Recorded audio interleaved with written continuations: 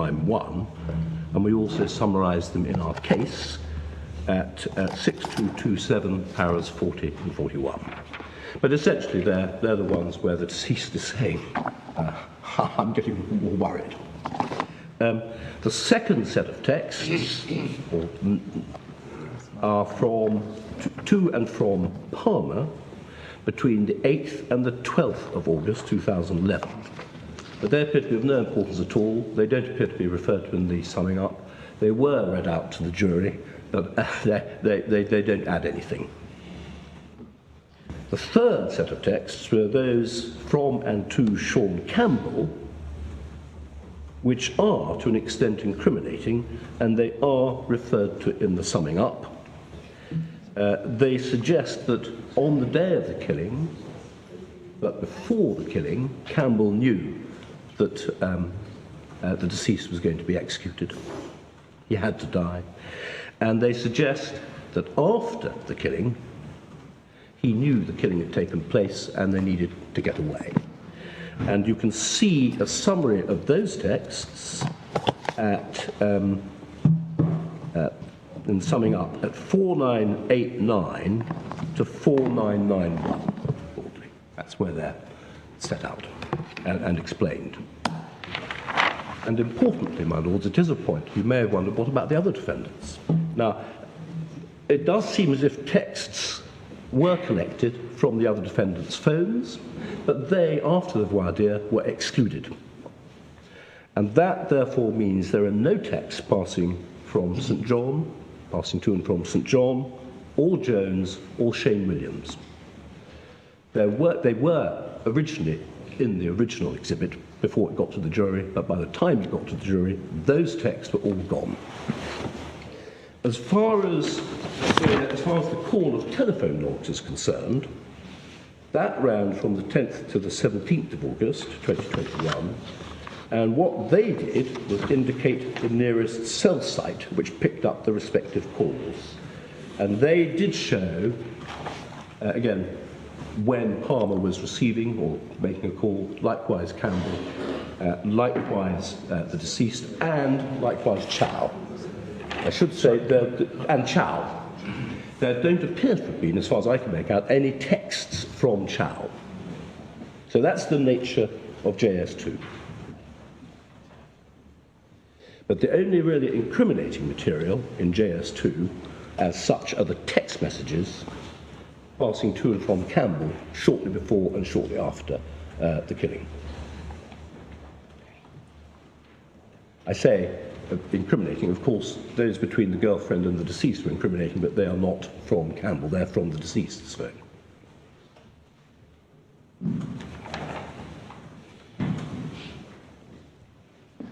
I think I've given you the references where you can find it all in the summing up. We don't summarise all of it in the case, but we do summarise quite a bit of it in our case. We have tried to get hold of, I think it was Exhibit 10. There are some difficulties getting hold of Exhibit 10, that's all I can say. I have seen what we believe to be Exhibit 10 in relation to the texts. I was handed another exhibit, which plainly was the unedited version in relation to telephone calls. So we haven't put that in. But we can make available what I believe to be the exhibit in relation to text messaging. And did the judge sum up in relation to the cell site evidence? No, not really, apart from what you've just shown. I think it's fair to say not much appears to turn on the cell site evidence. I will address you later as to why I say very little turn on it. Thank you. Thank you. Can I say, from the appellant's point of view, one of the reasons for, in one sense, perhaps not drilling down into the details of JS2 was for two reasons. Firstly, the clear position of the Crown, as I say, which is to rely on JS2 as being part of the reason why they argue that proviso should be applied in relation to the jury. That, we would submit, is a clear indication of the potential importance of JS2. The other is that, as I've already indicated, the clear indication is that this was a case where, in particular, the only direct witness, Mr. Chow, was someone who appears to have been regarded as unreliable by the jury on the basis of, given the acquittal I've already drawn attention to. And that demonstrates the potential importance of the technological evidence.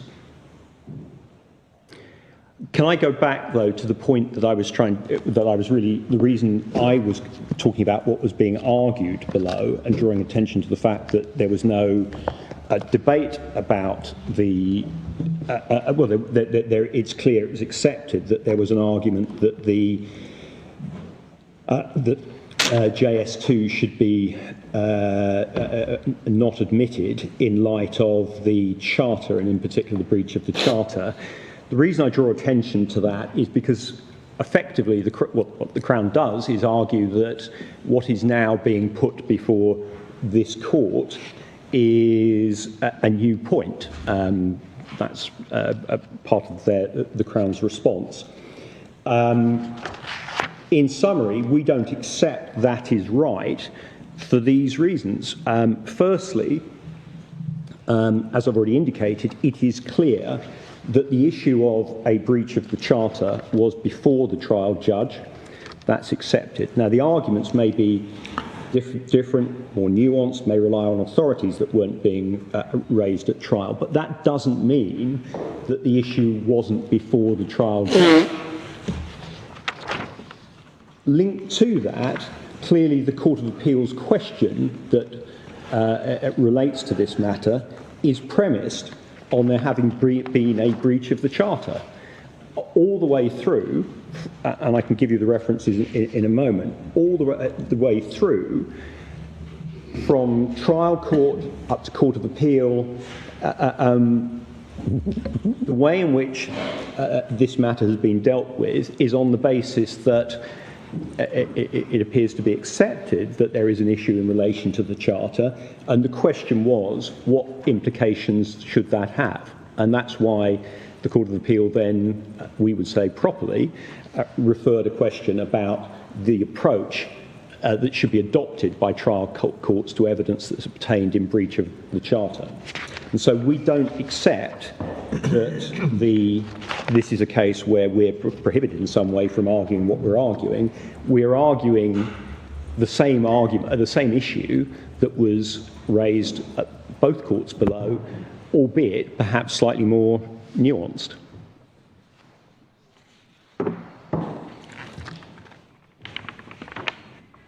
Now, in terms of the nature of the breach, because our case accepts that there is no automatic rule that a breach of the Charter will inevitably lead to exclusion of evidence. It is a more nuanced argument than that.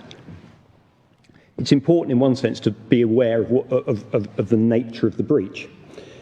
And in one sense, the starting point in our submission in relation to that has to be the legislation, the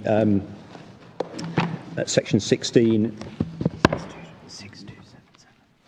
Yeah, Section 16 of the Interception of Communications Act, which is at 6277, the relevant passage, Section 16, the Act, and that is Section 16.2, and it is not a complex piece of legislation, which is probably a virtue. It requires a designated person to make a request, and it requires an authorised officer to receive the material. Designated person is defined. Section 16, page 6276, the preceding page. Designated person means someone who's prescribed by the minister. Section 2 defines what is an authorised person, authorised officer, and that's at 6257. It's a number of specified officers within law enforcement.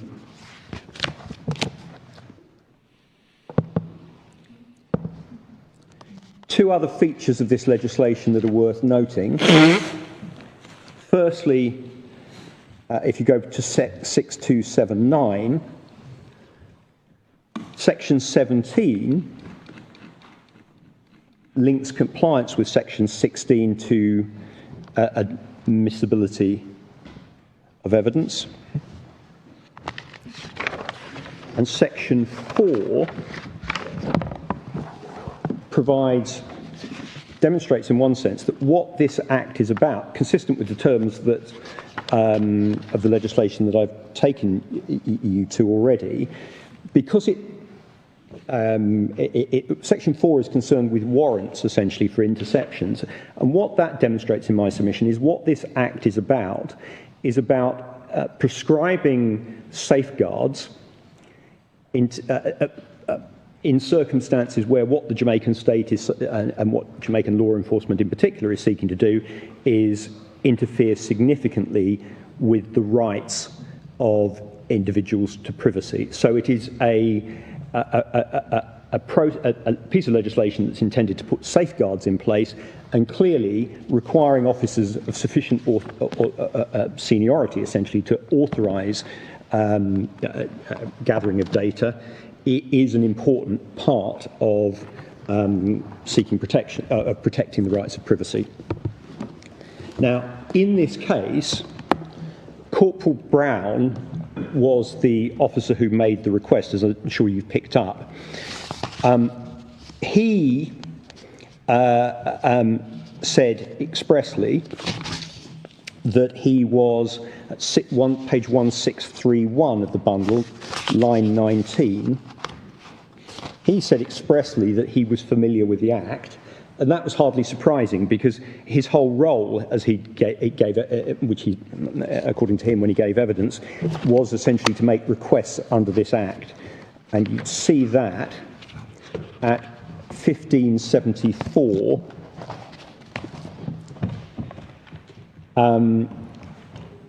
line 5, on line 5 to 13. Now, there's been an issue about what he was cross-examined about, and that's raised by the Crown in their case. He was cross-examined about his knowledge and a compliance with Section 16. If you go to 1632 in the bundle,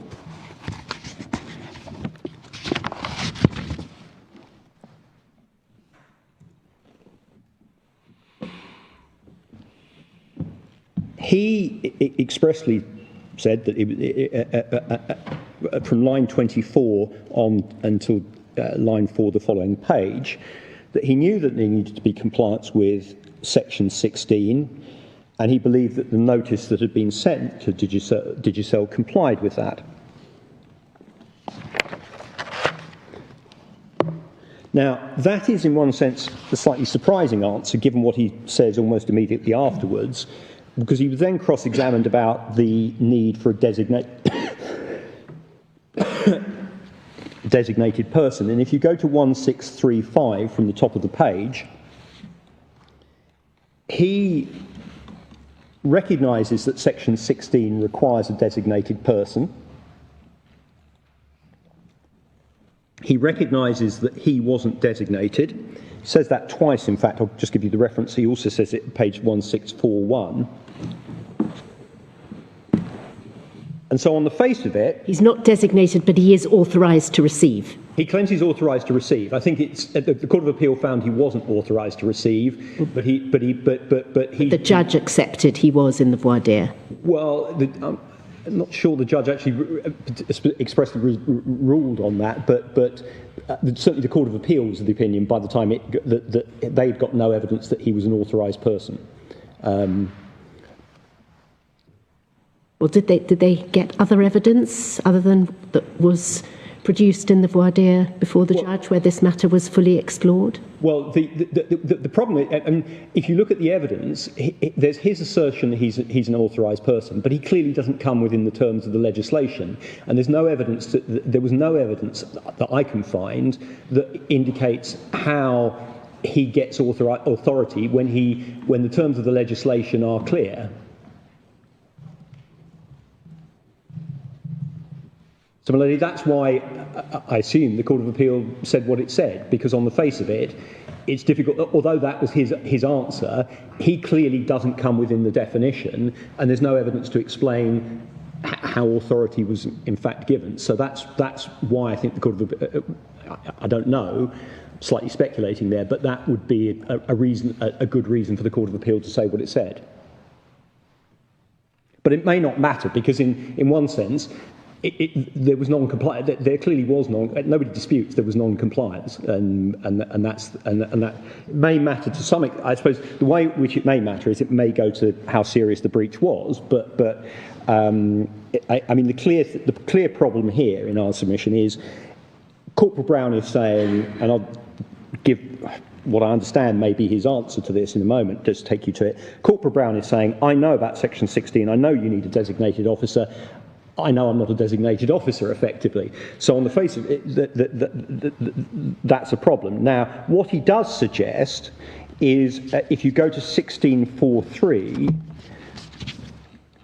and this is all just to make clear in the course of cross-examination, which is clearly intended, we would submit, to determine why this breach occurs, and at 1643 2022, line 22, not 2022, Corporal Brown indicates that there may have been, that others may have been designated.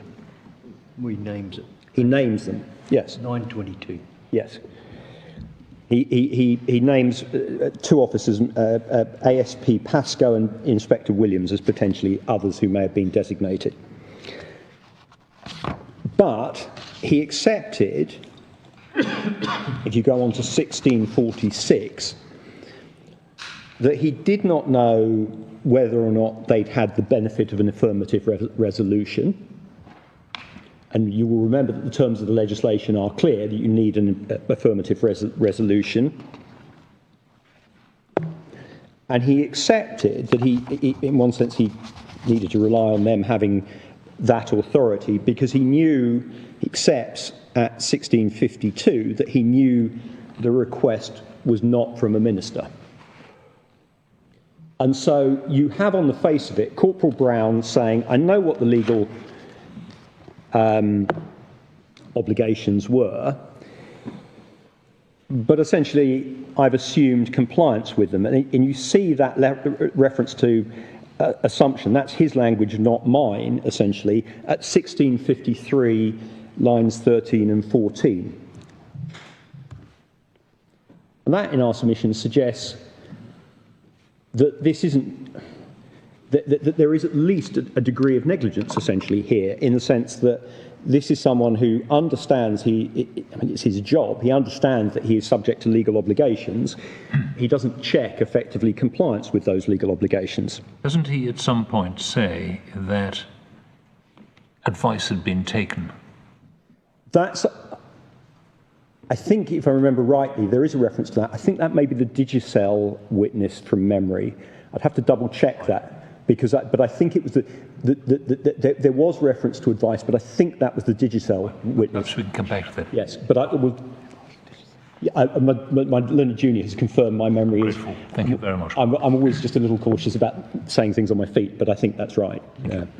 It was the Digicel witness. And of course, the other factor here, which is something the Court of Appeal highlights, is that the Court of Appeal had already, by this stage, by the stage of the investigation, not the stage of the trial, but by the stage of the investigation, made clear that there was that what the terms of the ICA were, the legislation were, in a judgment called Phipps. And the Court of Appeal point this out at 137. So it wasn't as though, I mean, the problem with taking advice was that that might have explained an initial failure to comply.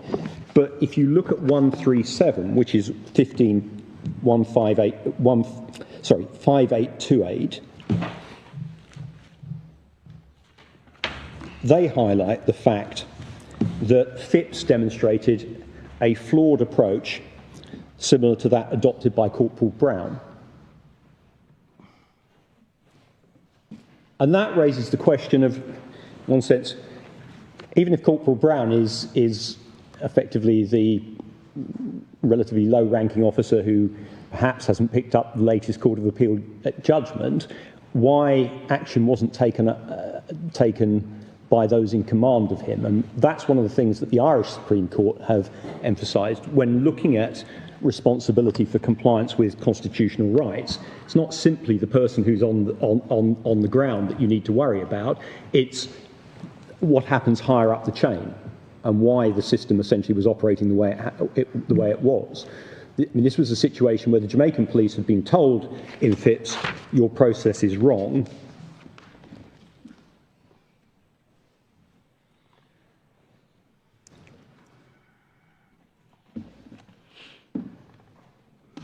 And yet there was no evidence essentially explaining how you then had Corporal Brown making the same mistake or a very similar mistake. Now, the Crown argue that it wasn't put effectively that the police or indeed Digicel acted negligently. A few things about that. Firstly, it was the Court of Appeal themselves who essentially pointed out the non-compliance with Phipps and the issues that arose in relation to that. Secondly, but perhaps more importantly, the word negligent wasn't used in cross-examination. I accept that. I can't find any reference to that. But the questioning clearly focused on the actions, whether effectively the actions of the police demonstrated that they were disregarding their legal obligations. What the questioning was focused on was how Corporal Brown had been in this position when the provisions were clear. Thirdly, in any event, I'm going to come on to make the point, based on case law, particularly Mohammed, that the burden was essentially on the prosecution to show to explain essentially why there'd been non-compliance with the law. And it should be noted, just one reference in relation to that is of some significance. If you, at 1966, there's no reason to think, had Corporal Brown been designated and authorised, there's no reason to think that this material would not have been provided. There was no substantive reason why that material wouldn't be provided, is there? I'm just asking. Well, the way in my submission to approach that, and can I, in one sense, take issue with the way the question's phrased, rather than, and I will answer it directly if I can as well in a moment, but I'd take issue with the question. In our submission, if the Crown is going to say it doesn't make a difference, it has to adduce evidence of that. Now, in a case like this, the role of the Minister and anyone who's been designated by the Minister is important, because it is essentially intended to act as a check. It's intended to ensure that the police can justify a substantial interference with privacy rights. Now, the way in which you potentially would have been potentially open to the Crown to call, for example, the Minister or someone they designated and say, who could have said, I'm the designated person, I've looked at this, there was a good reason for making it. That material wasn't produced. So one simply doesn't know that. So the investigation of a very serious criminal offence targeted at people alleged to have been involved in that very serious criminal offence would have justified disclosure of this material? Well, you need a sufficient, I mean, you can't, because of the privacy material, okay. you can't. So you don't accept? I don't accept as a matter of principle that you need enough, you need a good basis for believing that evidence may be relevant. Of course, I mean, the whole point of the legislation, it seems, we would submit, is to strike a balance. So it's to recognise that there may be circumstances in which the evidence will be of value and to enable a route by which it can be obtained, but restrict those circumstances by putting checks in place. So that's why we would submit that on the material available, one simply doesn't know whether a designated person would have. And whether a designated person would have made the application. Sorry, whether the designated person would have authorised it, yes. Well, the designated person doesn't authorise the notice to. Yes, because that's that in one sense the author. My lady was asking me the point about designated officer and authorised officer, and in one sense, the designated officer, in a very real sense, the designated officer is the more important safeguard because he or she is the person who gives authority, and they're the one who needs to ensure that there's a sufficient justification. I assume the reason why an authorised officer is needed to receive the material is to make sure that its privacy is subsequently protected. Yes. But the authority is given by the designated officer, and they're the person, in one sense, who is perhaps the more important safeguard. Well, how do you square that with your submission about the importance of the material? Well, when we look at the material now, we know that the material found was important. But that doesn't mean at the time the application was made, there was justification, because obviously when making the application, you don't know what, as far as I'm aware, there was no reason to believe that there was knowledge essentially of what that material would show. That doesn't mean it wasn't justified making the application. It may be that the officer had sufficient information to demonstrate that there was reason to believe there were telephone communications. But we now know the relevance of that material. The question that we don't know in my submission is whether a designated officer, knowing what was known at the time the request was made, would have been satisfied that the justification outweighed the interference with privacy. And that's an important safeguard. That's clearly why the requirement for a designated officer exists. It's to stop fishing expeditions. It's to ensure that there is a proper basis for making the application.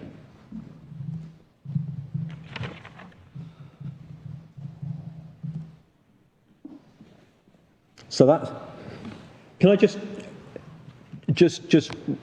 draw attention to one other reference in the material about this, which is going back to the point I made about the need to, in one sense, have material about the system and how Corporal Brown wasn't effectively given clear directions as to what he needed to do with. If you go to 1966 of the authority, not of the authorities, of the electronic bundle, line 10, there is a submission there made by the Crown, albeit one that's made apparently without an evidential basis expressly for it, because no evidence was called in relation from a commanding officer, as far as I can see. But in support of the submission that Corporal Brown was acting in good faith, the reference was essentially that this procedure had been dictated to him. Now, that raises a question. That's why, in one sense, we submit it's striking that there was no evidence about the command structure, how this system had been allowed to remain in place, despite the clear terms of Section 16, and despite the clear terms of Section 16, and despite the judgment of the Court of Appeal.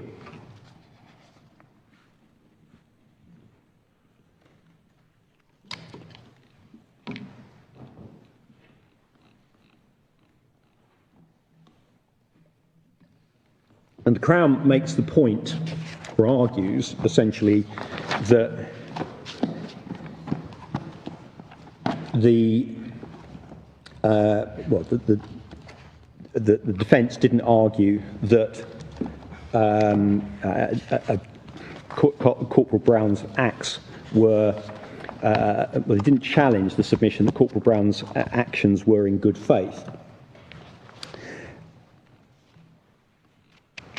Firstly, we would submit that making whether or not the actions were in good faith sets up a false dichotomy. Essentially, there isn't in our submission a simple distinction between actions that are in bad faith and all other actions. The reality is that breaches of constitutional rights, such as those in this case, fall on a spectrum. For example, somebody can act in good faith but still be negligent by simply not paying sufficient attention to their legal obligations. They can act in good faith, but there can be a failure by those in command of them. Secondly, the submission that is highlighted by the Crown about good faith was essentially an argument that good faith was irrelevant to the breach of the legislation.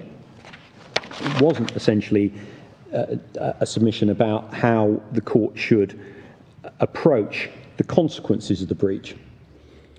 In terms of the consequences of the breach, the submissions, as I say, were pretty clear that there was an argument, essentially, that there'd been a breach of the Charter and that should lead to the exclusion of the evidence.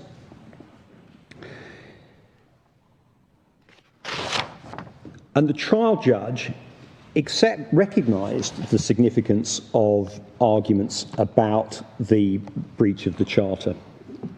The trial judge, if you go to 2237,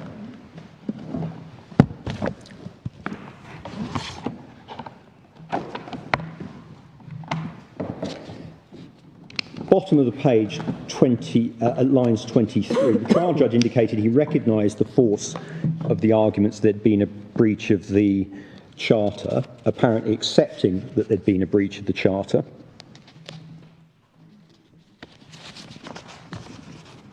But at 2240,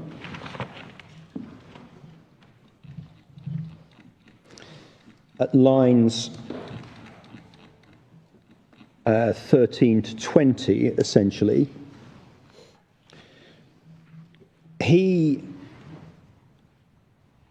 cited Khan, and in particular, 2240, he cited Phipps, which is the Jamaican Court of Appeal Authority, which indicates that... I think he cites Khan on 2240. 224, well, right at the bottom he cites Khan. He cites Phipps before Khan. Sorry, I was misreading my own notes. I'd gone to 2241, and that's what was slightly confusing. Yes, I see. 2239. Yeah, he cites Phipps. He then cites Khan. And what he does at line 20, rather, at 2241, is he indicates that essentially that the breach of the convention does not mean the trial is unfair. And applying Phipps, if you then go over to 2242, line 17 onwards, he indicates that the issue is relevance and not how the material was obtained. So on the face of it, particularly at 2242, what he's doing, applying Phipps, which itself goes back to Khan, which we submit is the wrong approach, he directs himself that the only issue really is the relevance of the material. It doesn't matter that it was obtained in breach of the Charter. And that's, we would submit, the approach that was adopted by the Court of Appeal as well. If you go to 5833,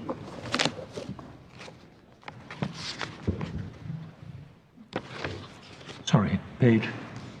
Page 5833, 147.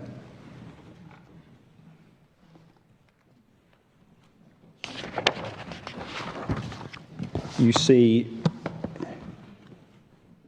the application of King and Phipps,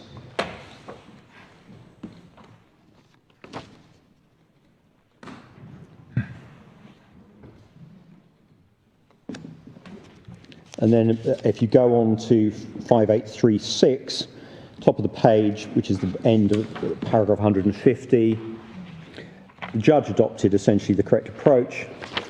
The indication is that the judge adopted the correct approach, applying King, and that led to the rejection of the arguments about the Constitution.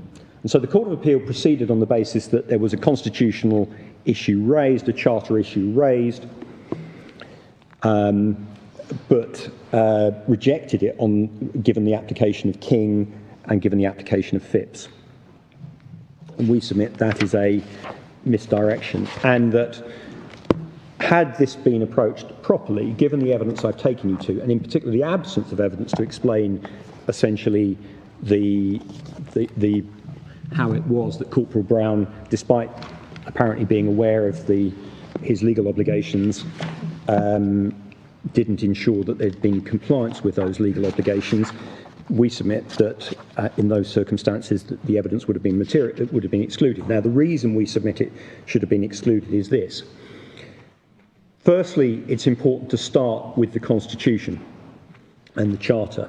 And the Charter in our submission, the reason for that is that we submit, obviously, that it's important to look at what the Charter itself says to see what approach essentially should be adopted to breaches of it. And the Charter is electronic bundle 6248. 6248. Thank you. Just before you move on to this, are you submitting that the approach in Phipps and King is that one is not concerned at all with how the evidence is obtained, that there's no discretion? I'm submitting this, that King and Phipps, certainly the way the judge understood this, and I wouldn't disagree with this, is concerned ultimately with the impact on the fairness of the proceedings, not how the material was obtained. Now, there are circumstances, possibly, where how the material was obtained may have an impact on fairness. I mean, if you torture someone, that would probably have an impact on fairness. But the critical difference between that and Muhammad, which is what the approach of this court to written constitutions, is that what Muhammad does in our submission is recognise that there is a significance in a state incorporating rights within a written constitution, effectively elevating those rights as being ones that have to be given particular weight, and that even in circumstances where perhaps there isn't an issue about fairness, what the court needs to do is balance the unfairness, balance the nature of the breach against the interests of the state in admitting the material. And so the fact of a breach has to be given weight. And Muhammad recognises that that is a different approach to King. He expressly says that.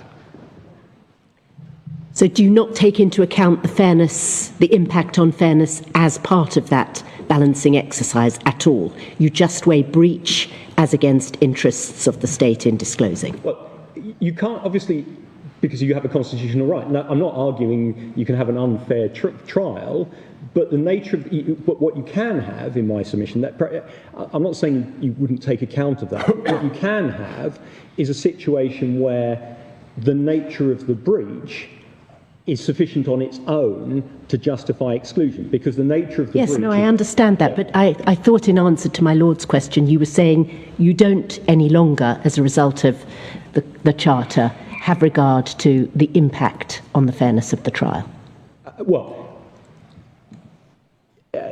Can I just slightly modify my answer? I was referring to Muhammad, and we obviously go one step further, arguably, by referring to the Irish case law. So we would potentially go a little further, and I'll come on to the Irish case law in a moment. But before I do, what I was trying to do, just to be completely clear, is draw a distinction between the King and Phipps approach, which is simply focused on the fairness of the trial, and doesn't necessarily give any weight to the significance of the breach, and the Muhammad case, which does give weight, and very real weight, to the significance of a breach because of the importance of a written constitution. If I suggested that fairness wasn't a factor, then that was lazy language on my part. So you accept it is a factor? Yes. It has to, yes, I would accept under Mohammed it has to be a factor. Yes.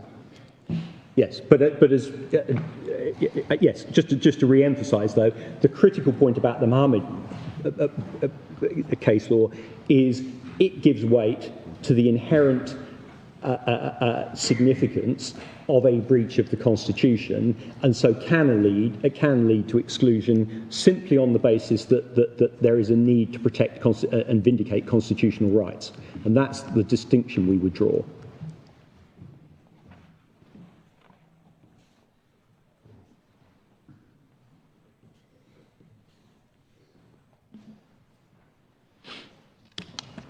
Going to the Charter,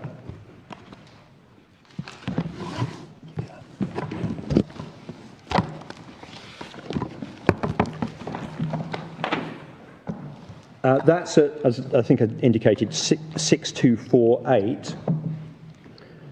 I should say we've used this unofficial version. I've had this issue before. There is, as far as we've ever been able to discover, there is no official version of the Charter, of the amended Constitution, including the Charter. So you can find the legislation that includes the amendments to add the Charter. You can get a version of the Constitution that doesn't include the Charter.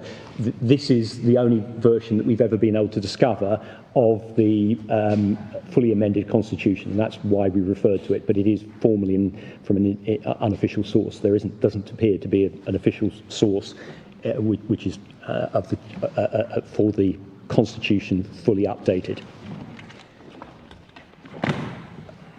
The key provisions, firstly, to draw attention to, can I draw attention to section 13(1)(a) and C first? They are, well, the whole of section 13(1), really.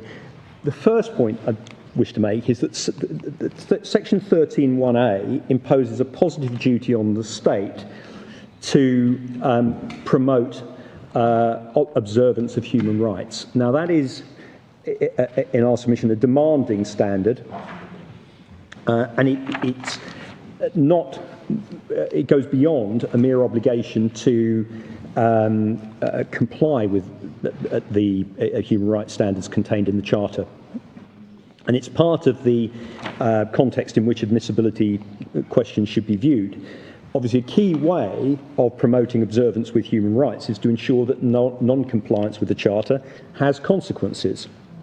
13(1)(c) I draw attention to because it demonstrates, and there are other features of the Charter that reflect this, the fact that Jamaica's approach to human rights goes beyond, in one sense, a European approach, because it applies to all persons. The obligations under the Charter apply to all people.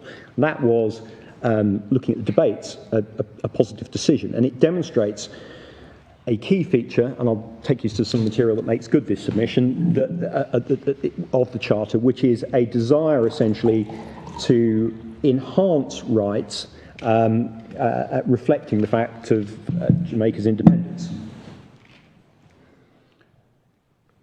Section 13(2) then indicates that, effectively, the rights that follow in Section 13 have to be complied with, save as may be demonstrably justified in a free and democratic society.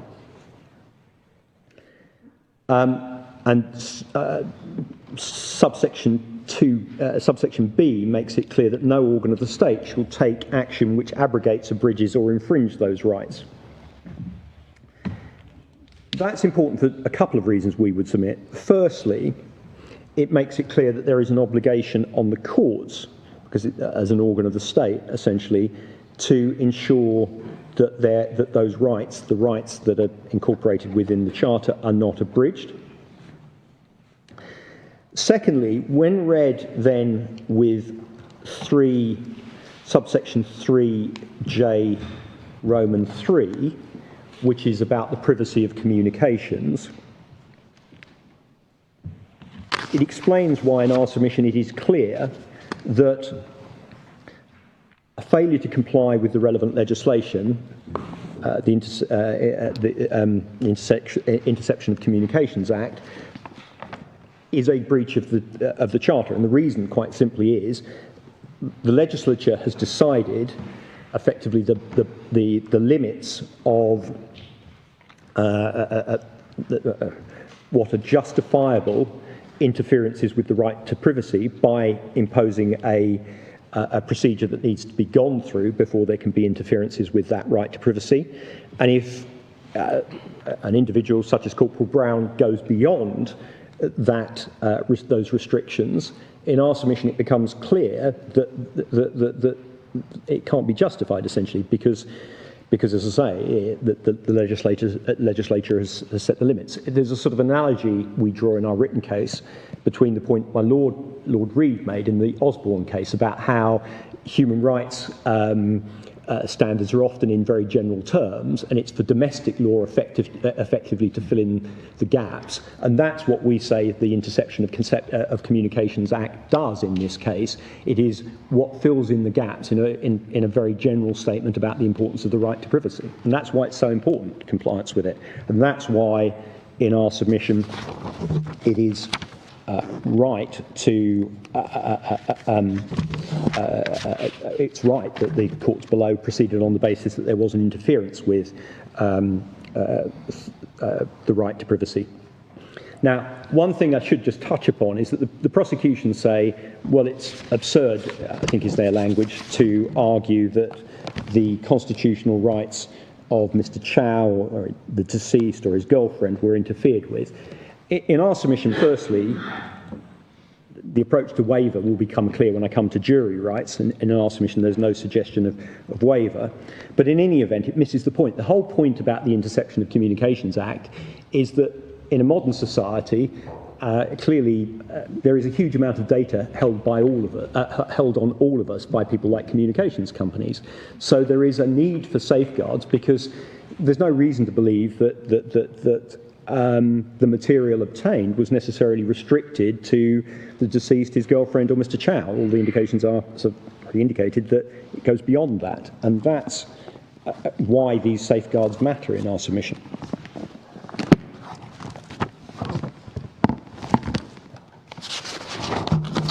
Two other provisions worth just noting. Firstly, partly so I can avoid going back to them. Firstly, Section 16 is the right to a fair trial by an independent and impartial court. Included within that, in the criminal context, at subsection 6G, is the right not to be tried in your absence. That is obviously relevant when we come to the jury issues. It does have some implications, though, for the first issue, the admissibility, because in our submission, and we've made this clear in our written statement of case, there are issues that potentially arise if the state breaches constitutional rights. There are fair trial issues, not least because, in one sense, the state then has an inequality of arms. It has used the powers it has in an unlawful way. The other provision we draw attention to, because it was touched upon by the trial judge sort of indirectly, is if you go to section 19.4, section 19 is essentially concerned with redress. And in particular, section 19.4 recognises that although the Supreme Court may, has jurisdiction generally to deal with breaches of the Charter, a point the judge made, there is a need, because redress has to be effective, for other courts potentially to exercise their jurisdiction. That links we would submit to the Brandt case, which we've referred to in our statement of case, which indicates it could be an abusive process, essentially, to go to a court like the Supreme Court in the course of criminal proceedings. And we would say that the more fundamental point is that we can make about Section 19.4 is it demonstrates the importance of redress being effective. And that, in our submission, is part of the reason why it's important that in appropriate cases, evidence obtained in breach of the Charter is excluded. The Charter itself is, just to be clear, an unusual provision within the Caribbean, in the sense that,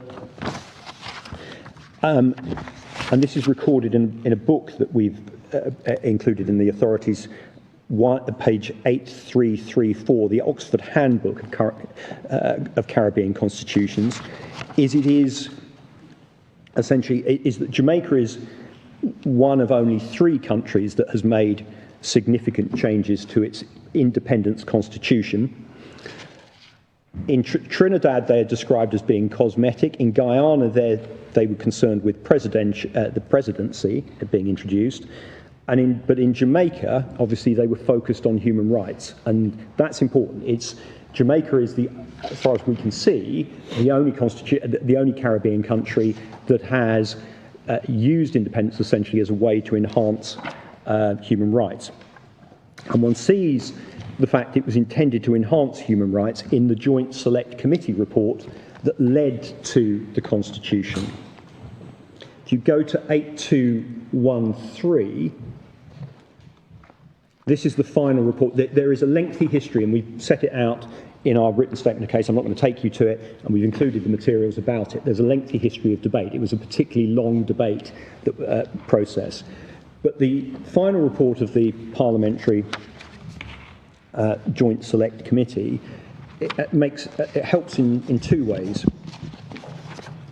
Firstly, it makes it clear at 8213 that the Constitution was influenced by other written constitutions, and that's partly why we submit we're entitled, for example, to refer to the Irish Constitution, because it is a written constitution with similar features. Clearly, part of the aim of this process was to reflect developments in other states. More importantly, though, in one sense, one of the recommendations of the committee, which was adopted when the legislation passed through the Jamaican Parliament, it is set out at 8211, and that is that there should be a limited preamble reflecting the historic background, essentially, to the legislation, but most importantly, making it clear that what the legislation, the Charter, was intended to do was produce, and I use these words because they're found in the preamble, was produce more comprehensive and effective protection of fundamental rights. So the clear intention of the Jamaican legislature when adopting the Charter was to enhance human rights. And that's reflected, I think, given time, I'm not going to take you to it, but we would refer you to the judgment of the Chief Justice of Jamaica in the Robinson case, first instance, but it is a judgment of the Chief Justice reviewing the significance of the adoption of the Charter, and that's particularly paragraph 203. Page. Sorry, it's page, yes, sorry, I should have given you the page. It's 6472, particularly, in fact, paragraph 6475N. And so there has been reference, it's not my term that I came up with, as to how the Charter is a Jamaicanized version of human rights, or it's a Jamaicanized approach to human rights.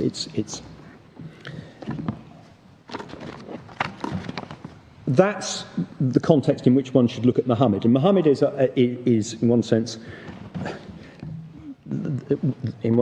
perhaps the least we ask for, or the least we argue for. In our submission, it reflects the current approach of this court to written constitutions. Now, Muhammad starts at 6301. and it was concerned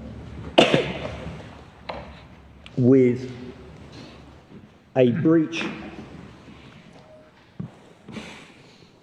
You see it at para 11, it was concerned with a breach of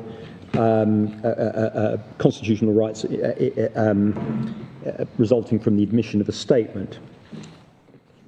Now, my learned friend says, essentially, just to address one point, that there is a difference, because what happened was in Muhammad was a breach of an express provision in the Constitution. He suggests there's a distinction here, but in our submission, nothing in this judgment indicates that there are different types of rights protected by the written constitutions. The fact of the matter is, either there was a breach of the Constitution here or there wasn't. And as the issue is identified at paragraph 11, the issue in Muhammad was the consequences. And the approach of the Court of Appeal, having rejected an argument based on US case law, essentially, that there was an absolute exclusion. The approach of the Privy Council, essentially, having reviewed a number of other judgments of a number of other courts considering written constitutions, is at 28 and 29 of the judgment, which is 6308.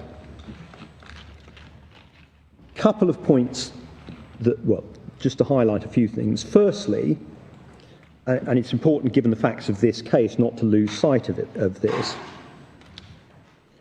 at the top half of paragraph 28, the court makes it clear that if there's a dispute about facts, the burden is on the prosecution, essentially. And that it was said to expressly include, for example, whether there was deliberate infringement of the rights. And that's important in our submission. Firstly, it clearly reflects the criminal standard of proof, but it does in our submission demonstrate in a case like this that if the Crown is going to say, for example, we could have obtained this material in any event, it needs to demonstrate that by evidence, essentially, as to from the relevant designated people. It also needs to explain what happened in relation to leadership in this case. Now, in terms of the test to be applied,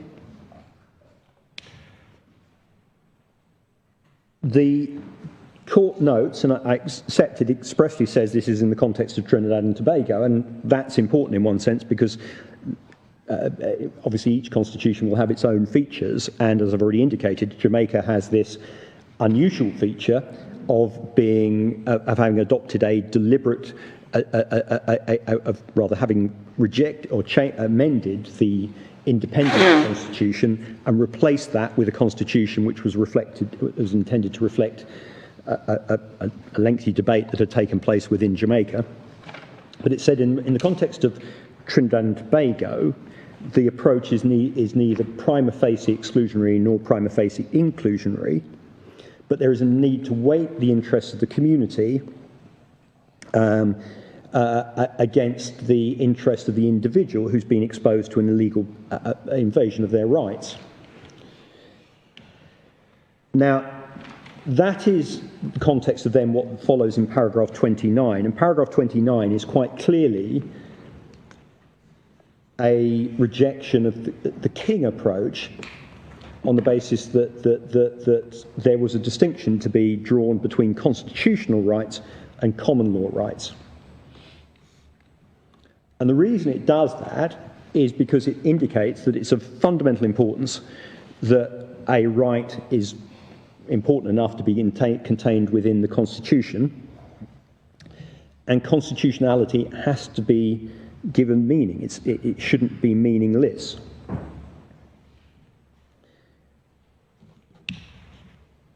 But it recognises that it's also necessary to consider the nature of the guarantee and the nature of the breach. The ultimate conclusion quite clearly is towards the bottom of the page, where the court talks about breach of a constitutional right being a cogent factor militating in favour of the exclusion of the confession. And that's the critical point in one sense, going back to the question I think my Lady Simler asked me. The difference between the approach adopted in Phipps, the difference between the approach adopted in this case and Mohammed in our submission is quite clearly the fact that there is a need to consider the circumstances of the breach, and that breach itself, per se, is an important factor that potentially results in exclusion. And that is simply not the approach that was adopted by the Jamaican courts.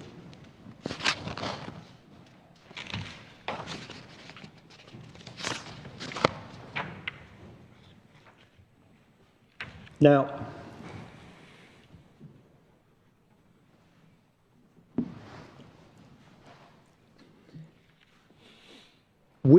what we've sought to do, though, one of the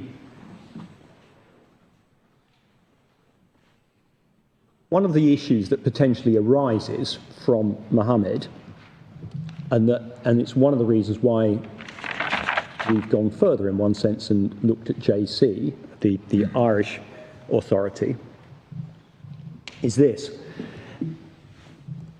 One of the difficulties in practical terms we would submit for a trial judge faced with a Mohammed argument is that, as with any balancing exercise, it can be very difficult to work out what weight should be attached to a breach of the Constitution, what factors are particularly important. And that's important because the temptation will always be to admit something because it seems of importance. There's an understandable reluctance to exclude evidence that potentially is important evidence of guilt. But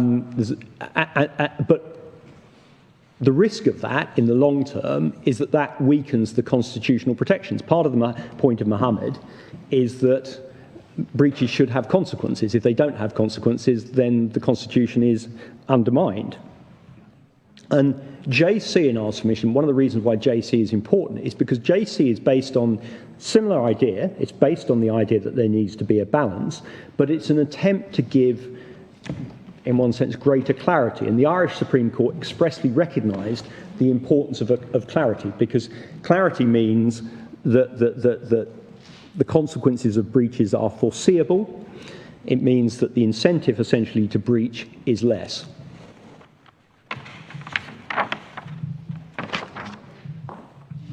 And that incentive, I mean, minimising that incentive is important. And it links in one sense, thinking about it, to a point, again, that my Lady Simler made to me a moment ago, which is, wouldn't this material in any event, paraphrasing, wouldn't this material in any event have been admitted? If it would have been admitted in any event, the question immediately becomes, potentially, why was the shortcut taken? The police knew about Phipps. Why were they taking the shortcut if they could have obtained this material in any event? And that's one of the reasons why it's important to have clear guidance, because police officers in those situations need to understand what the consequences of their actions are. JC is in the authorities bundle it's in the bundle at 6641. And we submit it is of significance for a number of reasons. Firstly, the Irish Constitution, obviously, like the Jamaican Constitution, represents decisions by a relatively newly independent state as to what rights should be given particular protection. Secondly, and if you need a reference to this, it's in the judgment of Mr. Justice O'Donnell at para 97, page 6670.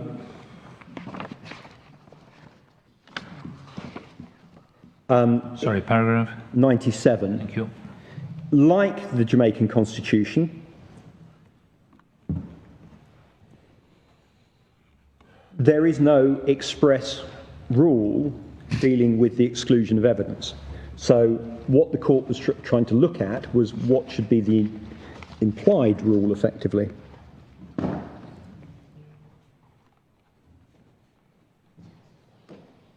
Now, what there is within the Irish Constitution, if you go to paragraph 4.18 of the judgment of Mr. Justice Clark, which is essentially the lead judgment on the approach to be adopted at 6686,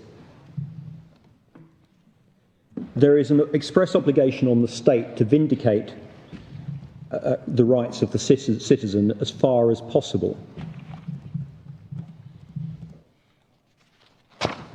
So there is a positive duty on the state essentially to protect rights, a factor that was relied upon. Here, we've already made the point about the language, particularly of section 13.1 of the Charter, which in our submission does impose, perhaps unusually in a human rights context, positive obligations on the Jamaican state to promote rights. Not only that, the Constitution includes a right to adequate redress. I took you to the provision, I think it's section 19. And it makes... Sorry? Redress for what? For a breach of the Constitution. Of whose? I might have imagined redress might be for the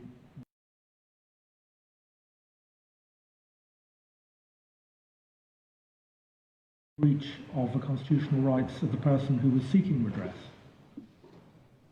Well, yes. I mean, obviously that's an important... Can anyone seek redress for a breach of anybody's constitutional rights? Well, in our submission, anyone can enforce those rights because of the first point I made, which is about the need... That's what you're seeking to do in these proceedings. Sorry? And that's what you're seeking to do in these proceedings. Well, that's what... Yes, because that... Well, it goes back to the Muhammad... It's not your constitutional rights that were breached on any view. It's not the rights of Mr. Jones and Mr. St. John. That's... Well, there clearly were issues in relation to one of the defendants, but as constitutional rights, because there was data in relation to one of them. That's Mr. Campbell. Yes, Mr. Campbell. But the more important point in any event is that what this case law, what Muhammad it recognises is that, and this is made even perhaps more expressly clear by the Irish Supreme Court, is that if the courts simply ignore breaches of constitutional rights, then there is then the problem is that there's no incentive essentially on the state to comply with them, or there's very little incentive on the state to comply with them. But Muhammad was dealing with a breach of the defendant's constitutional rights in relation to the obtaining of a confession. It was dealing with a breach of his rights, but it was referring to but it was referencing the importance of breaches of constitutional rights generally. It was referencing the need to uphold the standards of the Constitution, and it goes back, if you consider the Jamaican provision, and it's why I started with it in one sense. Article 13.1 makes it clear that it's a positive obligation on all parts of the state, essentially, to promote human rights, to another way of phrasing that would be to not turn a blind eye to a breach of human rights. And that's, in our submission, what Muhammad is concerned with. I mean, if you think about the facts of this case, you had, on the evidence that you've got, the police were aware of their obligations following Phipps. You had individual officers who clearly were aware of their need to comply with Section 16. On the face of it, at the very least, they didn't investigate whether they were complying with Section 16. That, on the face of it, is a breach of the Constitution, and yet, on the approach of the Court of Appeal and the trial judge, that has no consequences. What's in one sense to stop police continuing to adopt a procedure which is clearly in breach of the Constitution. And that's why in my submission the point that that's made by the Irish Supreme Court about there needs to be a sort of clear rules to ensure compliance with constitutional rights is important in my submission.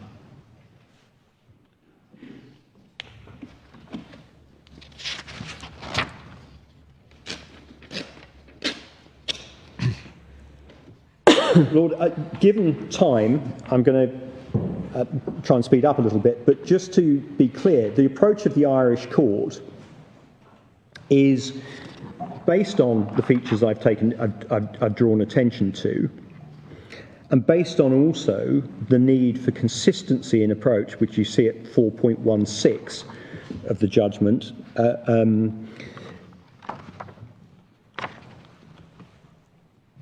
It's to set out essentially a clear set of rules that you see at paragraph 5.1 onwards of the judgment. They are said to represent, see paragraph 4.22, the need to balance the encouragement of enforcement agencies. It's at the bottom half of paragraph 4.22. The need to balance compliance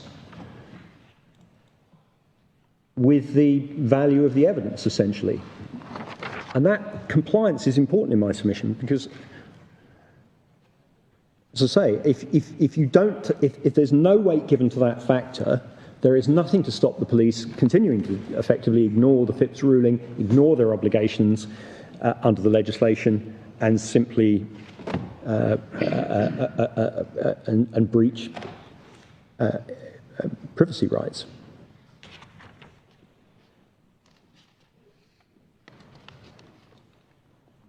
Now, what the Irish court does, and I'm just going to go through it very quickly, is it sets out a clear set of tests that focus essentially on the degree of culpability. And that's, we would submit, consistent in one sense with Mohammed, because Mohammed recognises that the nature of the breach is important.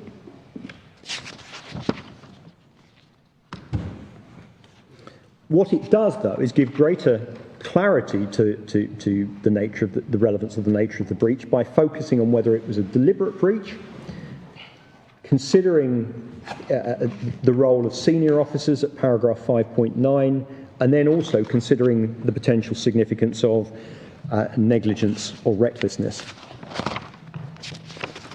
Given time, I'm going to, because I want to spend plenty of time on the jury point, I'm not going to go into JC in any greater detail, but clearly, had the JC approach applied in this case, and we make further submissions in our written case as to why JC should be followed. In our submission, if the JC approach had been followed, the prosecution simply couldn't establish why there hadn't been leadership, essentially, that ensured systems were in place to avoid this. And that, at the very least, we would say is gross negligence. If it had been followed, the prosecution could not have established what? JC had been followed. The prosecution couldn't establish why there were systems in place, what legitimate reason there were for not having systems in place that ensured compliance with the Act, in circumstances where they'd already known that there was an issue following Phipps. And that, at the very least, we would submit is gross negligence. On the face of it, nothing appears to have been done following Phipps.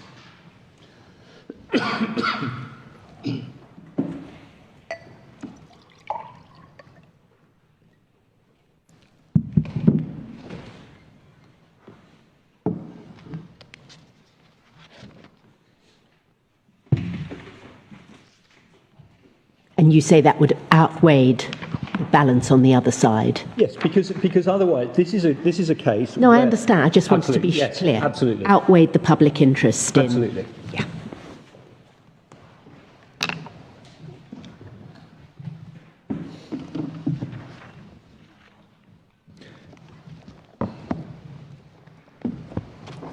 That having been said, can I just add one qualification to that, which is that, I mean, in one sense, that the way in which that would potentially come into play would be if the court is considering applying the proviso, and there would be, in our submission, a potential, if the court was effectively thinking of rejecting on that basis, there would potentially be a value in having a retrial on that issue because of the value of, in one sense, The correct approach, the weight to be given to the constitutional breach, might be an issue for the Jamaican courts. I'm not inviting ultimately we submit the appeal should be allowed, but I'm just looking at, in one sense, a hypothetical example or a potential outcome, which is the court coming to the conclusion that the test was wrong, but the correct test would have made no difference. And I just would add a note of caution about this court. If it's a balancing exercise which has to give weight to non-compliance, question mark really whether this court's in the best position to assess that, given the importance of, in one sense, local assessment of the importance of the Charter.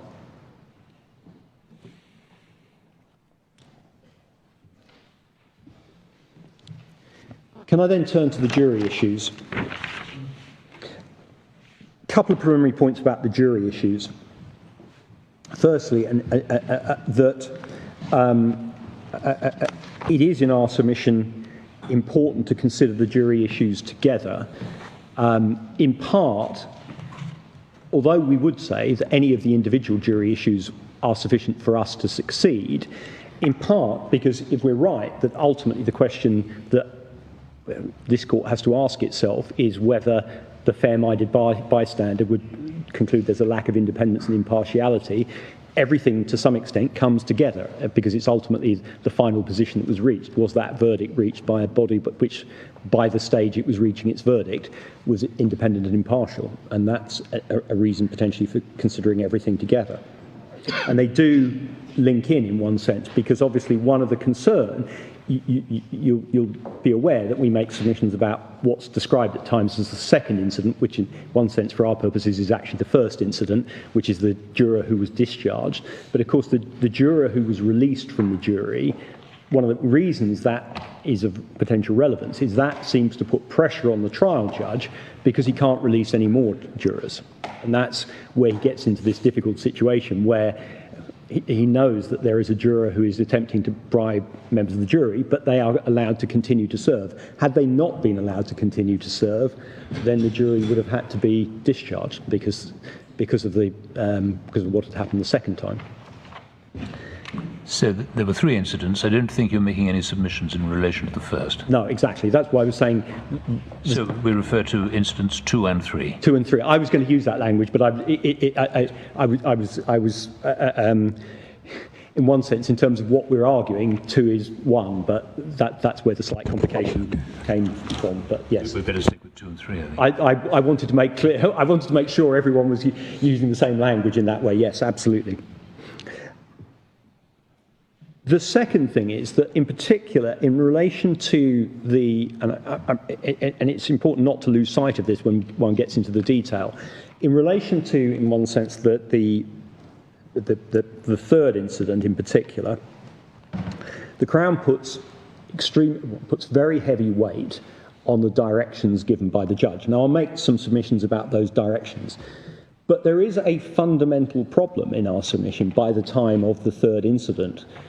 By the time of the third incident, the judge is proceeding on the basis that one of the jurors has attempted to bribe the other members of the jury. He's committed, potentially, a very serious criminal offence, and we in fact know he was convicted of that serious offence, and indeed he was arrested immediately after the verdict.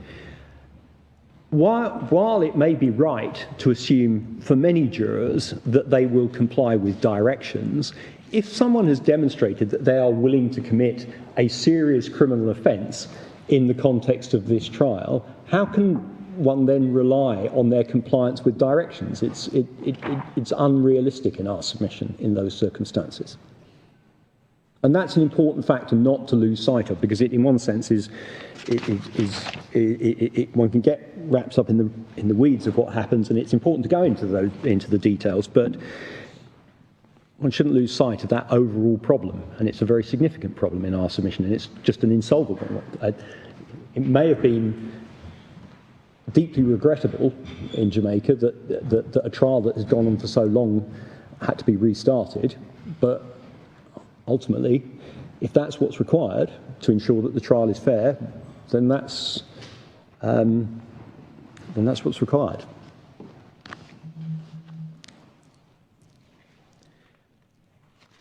There's nothing in Jamaican law that allows a judge to continue as judge alone without a jury. No. And my lady's raised that point, and we've sort of thought about it, and obviously there is now in English law, it's a relatively recent development. Yes, when there's jury tampering. When there's jury tampering. And if jury tampering is a major problem in Jamaica, in one sense, that's the solution. My learned friend says, I'll come on to those submissions, you can't allow someone effectively to derail the trial. But if derailing the trial is a serious problem in Jamaica, well, there is a solution that's been adopted in England but hasn't been adopted in Jamaica.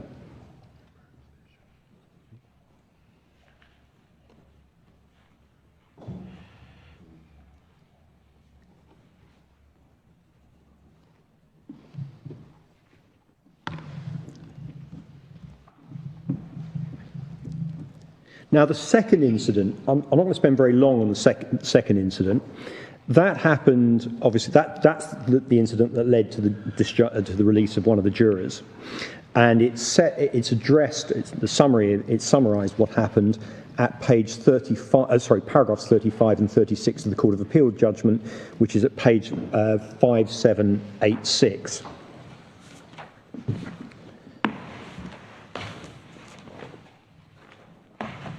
And it occurred on the 6th of February 2014.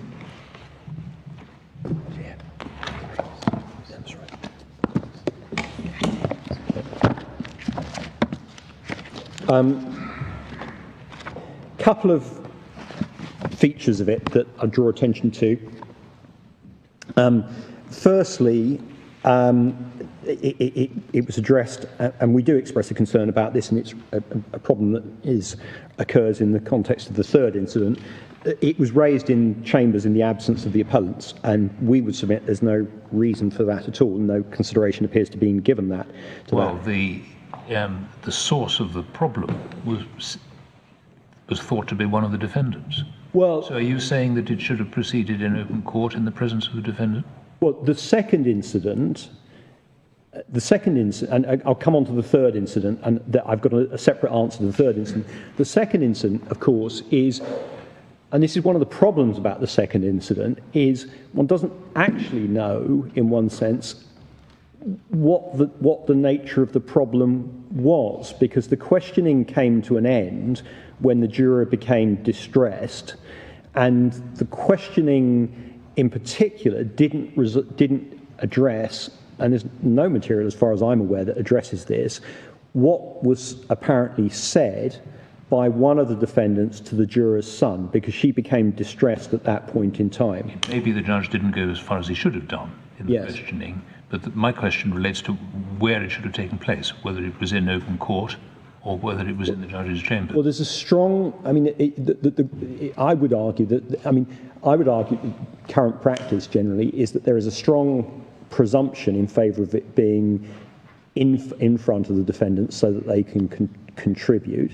If there is a particular concern, I accept that you can question in the absence of the defendant, but you have to here, part of the criticism is, in one sense, it just seems to have been assumed it wasn't going to take place. It's not clear what the evidential basis for that or what the reasoning was. Well, there was a particular problem here which was thought to have emanated from one of the defendants because he'd seen the juror in the prison.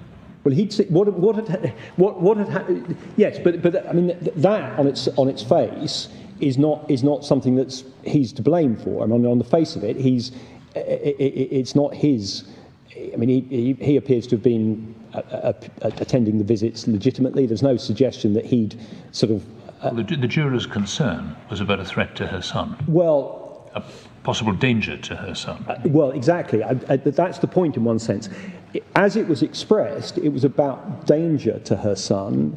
Because of the way in which the questioning was stopped, it's unclear whether there was a threat to her son, and they may be distinct in the sense that if there's threats being raised, well, maybe you can hold the questioning in the absence of the defendant, maybe. But of course, the other problem is, in any event, it's not as though this material is being withheld from the defendant per se, because their lawyers will go, but there's no obvious, they're going to know this information potentially because their lawyers will potentially feed back to them. It's just they're not there present, able to give instructions as the matter's being investigated. Doesn't the bench book say that it should take place in chambers? Those circumstances? I'm going to come to the bench book. I can't specifically remember that. I was going to take you to the bench book. I can't specifically remember off the top of my head what the bench book says, but Can I just ask, sorry to interrupt, Yeah. when you talked a few minutes ago about current practice, and when you're referring now to the bench book, yes. are you referring to Jamaican practice and a Jamaican bench book, or to English practice?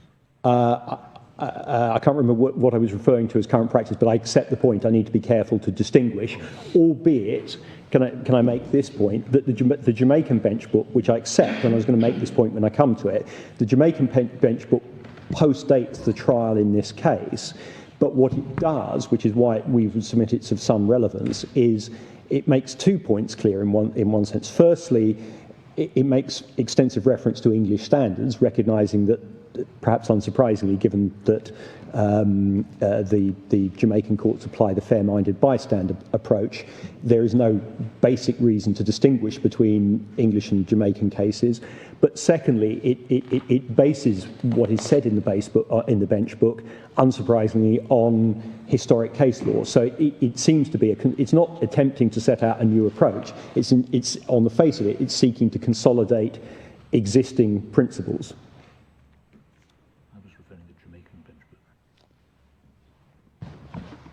So that's why, just to be clear, the Jamaican bench book we would submit is of relevance, despite, as I say, I accept, well, that's why we say the Jamaican bench book is relevant, despite, as I accept, it postdating the trial in this case.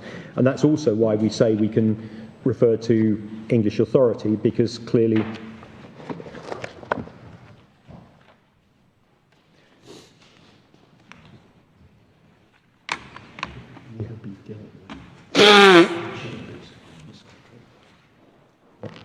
never be dealt with in chambers in this country.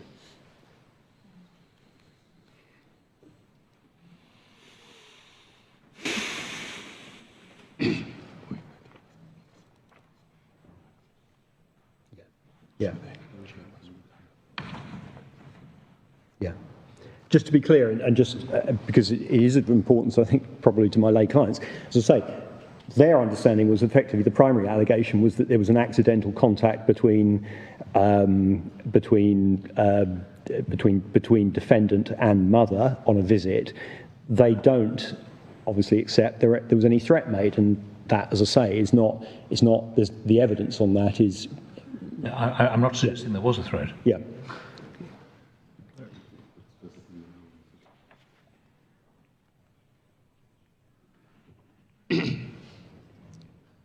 Just also to be clear, because I've looked it up in the moment, I can't see in the Jamaican bench book a reference. Well, I found it. It's paragraph 7. Yeah. Sorry. It's in paragraph 54 of your case. Okay, I'm sorry. 7, and it says, however, if there's suspicion about the defendant's conduct in the irregularity, then the hearing should take place with all parties represented, but in the defence. Oh, sorry. Yes. No, I found it. Yes. Yes, but I mean, in one sense, that's the difficulty here is that one of the problems with it, which we haven't particularly, well, we have sort of raised, one of the problems here is, of course, that the way in which this would play out in England and Wales generally is you would have a clear record of what the juror was saying because they would produce a note. So they would say, potentially, in this case, in terms of the note to the judge, they would potentially say, I have been, my son's been threatened. That might have one consequence. They might say, I'm just a bit concerned that one of the defendants saw me at a prison visit, and I'm concerned that might have implications for my son or something like that, which is a different, because that's not alleging misconduct, it's a different reason for potentially being disqualified. But you'd have a clear record early on, and so the judge would then be in a position essentially to invite submissions in the presence of the defendant. There's no reason why the defendant wouldn't be aware of that note. They'd be entitled to be aware of it, as to where and how the questioning should take place. But of course here, it was much more informal as to how the issue was raised, and that seems to have led to just the judge adopting the approach he did. And that is one of the complaints we make, to emphasise this, is that because of in one sense, the informal way in which a lot of this was dealt with, there isn't a very clear record of how certain key acts were taken. And I'm particularly thinking then, in relation to that, of the role the forewoman then takes in terms of sort of reassuring the jury. And going back to this incident, probably more important than the point I just was making, which was that this was in the absence, is that if you look at, going back to paragraph 36 of the Court of Appeal's judgment, one of the things that happened was that the forewoman indicated that she would soothe everyone's mind, I think is the language used. That is, in our submission, quite clearly not the same as giving a helpful direction, partly because, it goes back to the point I was just making, there's simply no record of what she does. One doesn't know what she says. One of the reasons why a direction is so important in our submission is because it means there is no doubt as to what the jury are being told. Well, he told, according to the Court of Appeal, he told the jury that she had a personal difficulty that meant she was no longer able to serve. He told her that. No, he told the jury. Sorry, no, yes, you're right. He told the jury, but the problem is that in one sense is part of a package. I mean, because what the Court of Appeal say before that, and they expressly rely on this, what he was told before, and the judge doesn't stop the forewoman doing this, is that she was also going to effectively, as I say, soothe everyone's minds. And the problem with that is that that's her, in one sense, giving guidance to the jury in circumstances where you just don't know what that is.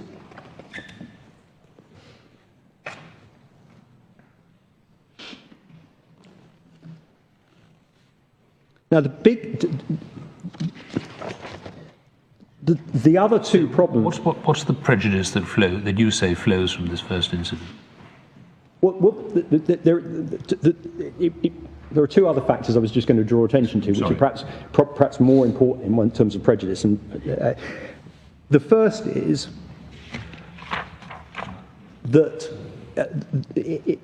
because, in one sense, of the limited questioning, one simply doesn't know what the juror who was discharged had said occurred, whether there was a threat.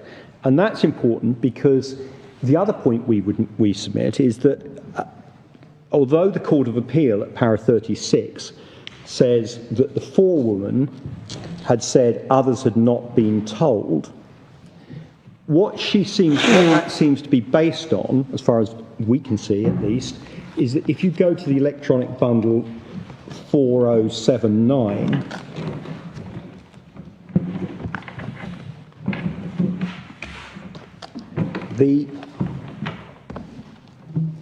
if you go to 4079, you see at 4079 the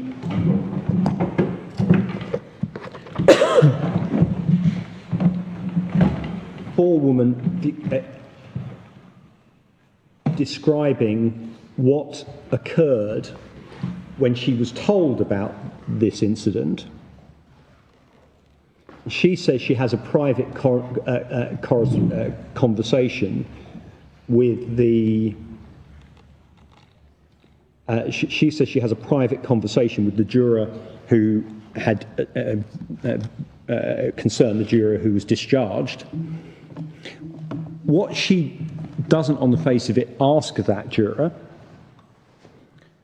and what that juror isn't asked, is whether that juror has spoken to others.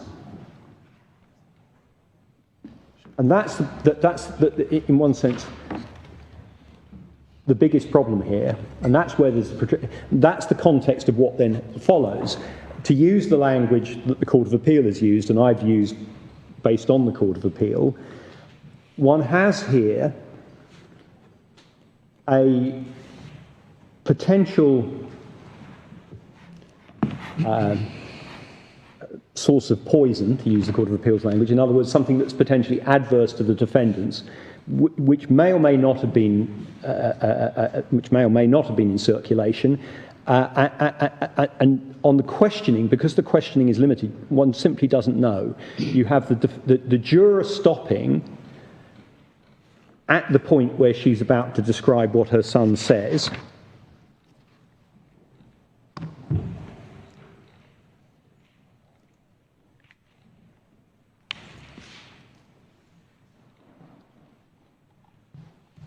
So we don't know what she says her son said.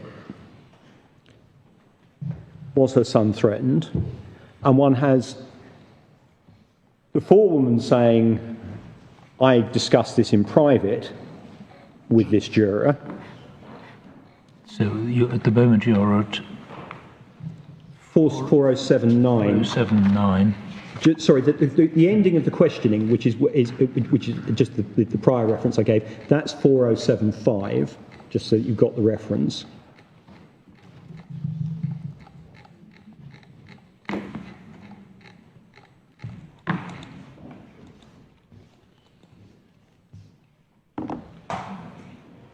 Just bear a bit.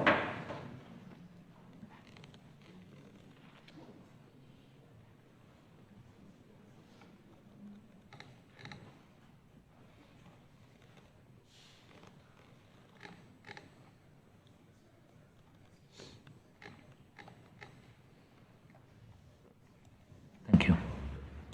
And then 4079 is where there's the discussion, or where the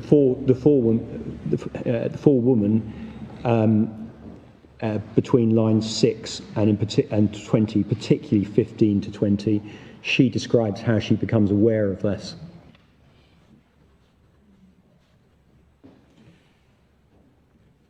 And she says that's in private.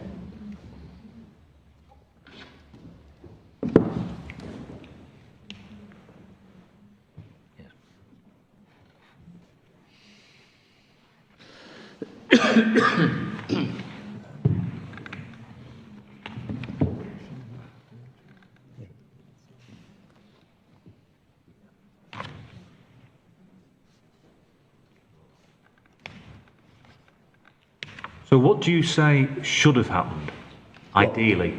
At the very least, because of the fact that there is, and I've identified where it should be, whether it should be in public or private, but at the very least, and this is the critical point, because of this concern about poison, it was necessary to know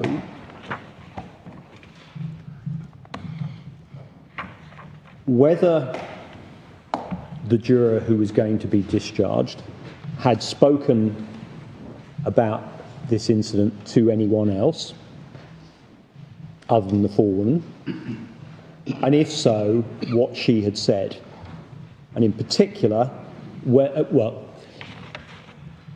she had made any allegations effectively that the defendants had made threats, anything really that went to the defendant's bad character.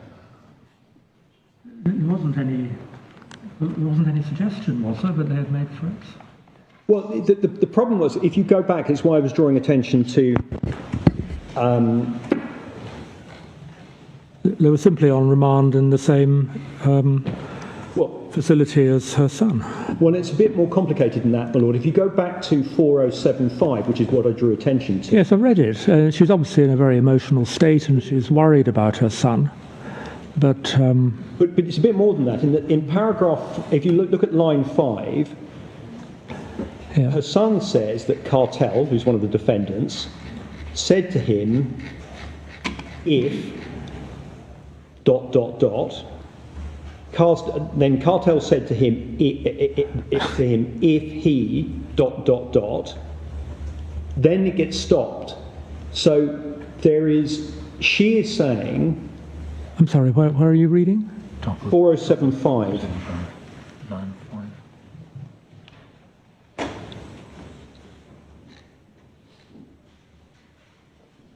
95. Yeah.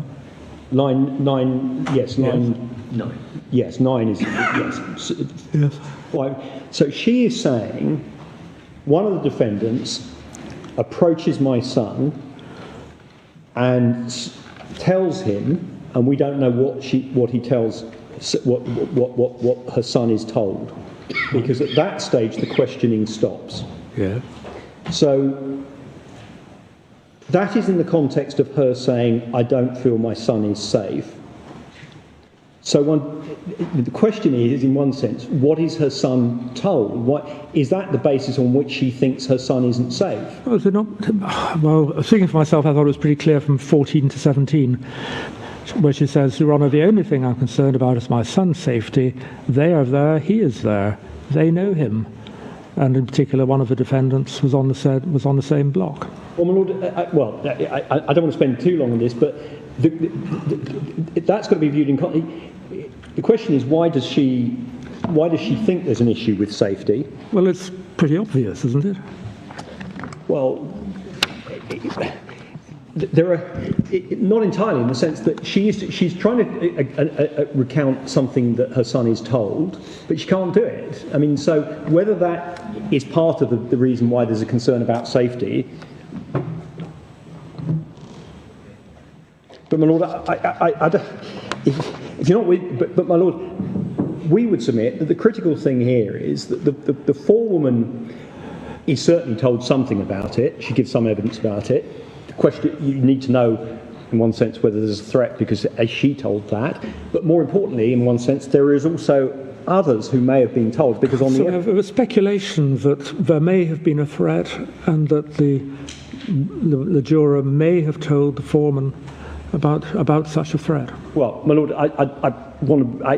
but I would say it's more than speculation on the basis that she is giving it. She gets very distressed when she is clearly saying there's contact between my son and the defendant, and she gets distressed at that point. Now, so it's not entirely speculative in my submission in that context, because it's clearly distressing for her to describe what her son is told, and she finds herself unable to tell. Or it may just be it's distressing that her son had contact with the defendant. Well, it might be, but in one sense, that's exactly why it's important to get to the bottom of this, because you don't. And in one sense, it's the context of what then follows in the third incident, because you've got this problem of uncertainty about what prejudicial material the jury might have. Now, in terms of the third incident, can I move on to the third incident? That is obviously right at the end of the trial. It's described in the Court of Appeal judgment, paragraph 37 and 38.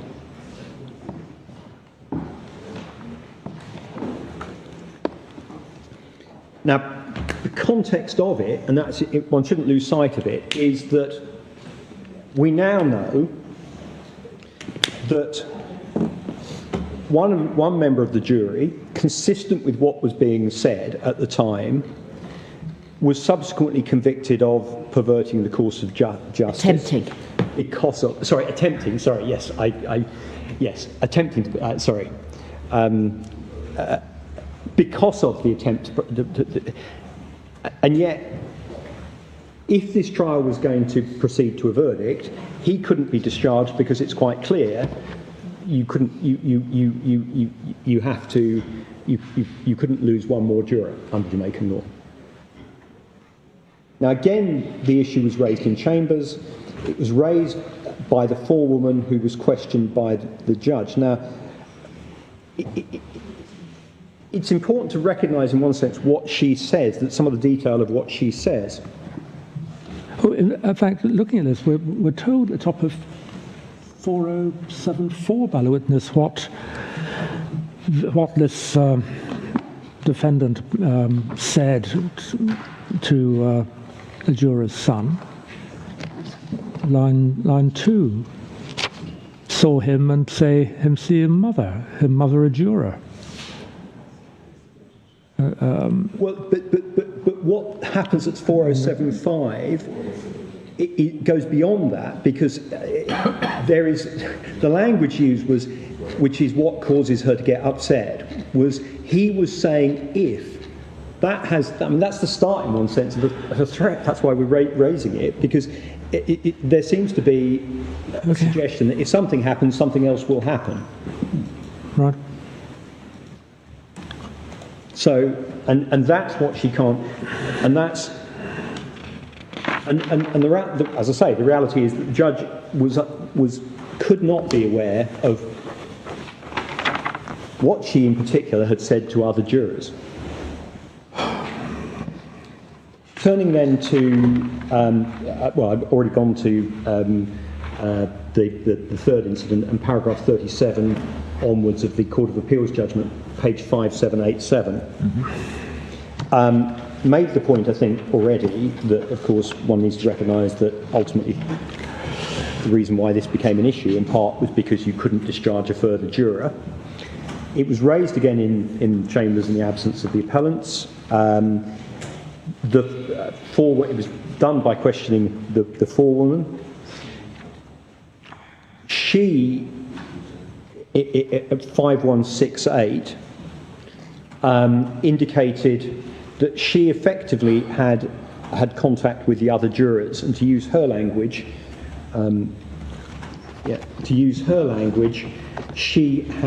they had confessed to her. That's 5168. My notes are right. She refers to that. So she'd apparently carried out investigations and told them not to be swayed. She made it clear that she appears to, as I say, investigated it and discovered, according to her, that had taken place over what she describes as a period of time. And at 5172, she says that the 11 of the jurors had been spoken to, in other words, the full jury. Now, she said at 5168 that she'd told them not to be swayed. But of course, none of the other jurors were questioned, none of them were asked about whether they felt able to carry on. Sorry, I've missed the point about all 11, you say, have been spoken to by whom? By the forewoman. Yes, I see. You see that 5172, letter 20, line 20 rather, not letter 20. Thank you. 11 of us. Yeah. She says 11 of us were spoken to. He spoke to 9 persons first.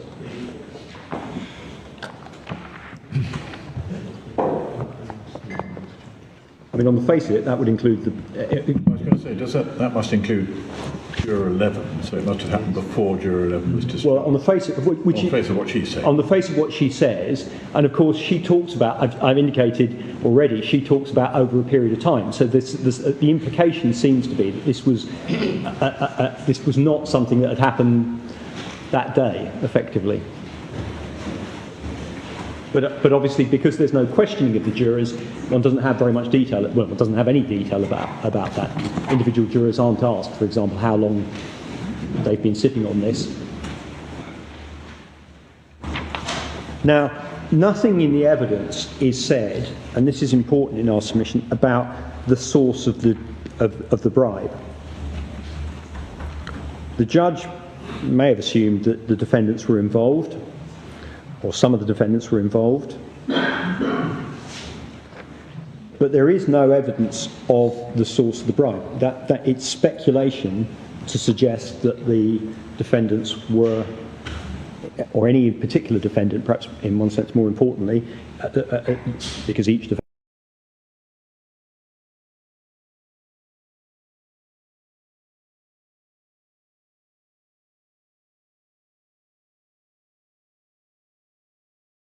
obviously has the right to be tried by an independent jury, whether any particular defendant was involved in the bribe. Now, the defence, in contrast to what happened in relation to the second incident, clearly did object to the matter continuing, but obviously what the judge did was remind the jury of their oath. Now, the approach of the Court of Appeal in my submission is important to bear in mind in relation to this when rejecting the appeal. At 5869,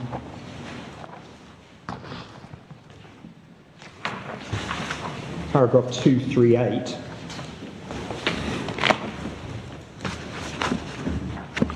Court of Appeal indicate that there was nothing to be gained from further questioning. And at worst, it could have required the discharge of the jury. That's important in my submission because one way we would submit of potentially paraphrasing what the Court of Appeal says is that had there been further investigation, there is reason to believe that what could have come out was further material indicating how a fair trial was impossible because of the attempt at bribery.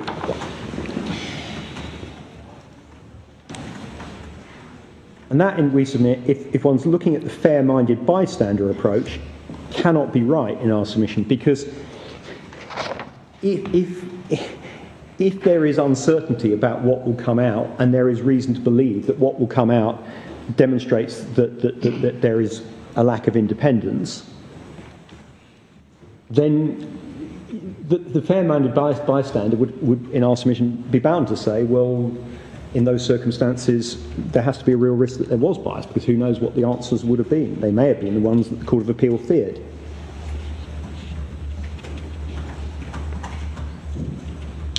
Now, the respondent's answer, in one sense, seems to be primarily that there's no obligation to discharge the jury because anyone could bring a trial to an end then by simply offering bribes. They use the language of win-win. We don't accept that's right for several reasons. Firstly, we would submit, and this is perhaps the most important reason as a matter of principle, each of these defendants had a right to be tried by a jury, and they didn't waive that right. Come on to the case law in relation to waiver.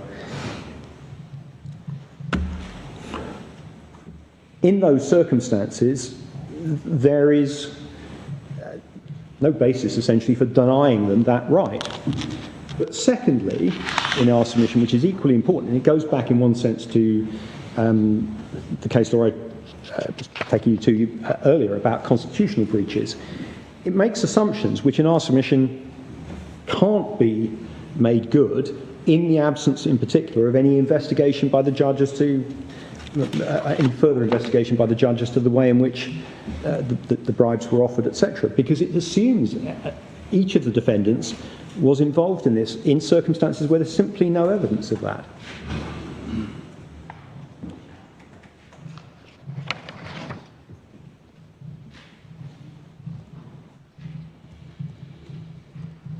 I mean, if you think about the question my Lady Simler put to me about what would now happen in England and Wales, of course, what now happens in England and Wales is because potentially there would be trial by judge alone. The rights of the defendants are still protected because they still have an independent tribunal trying their case.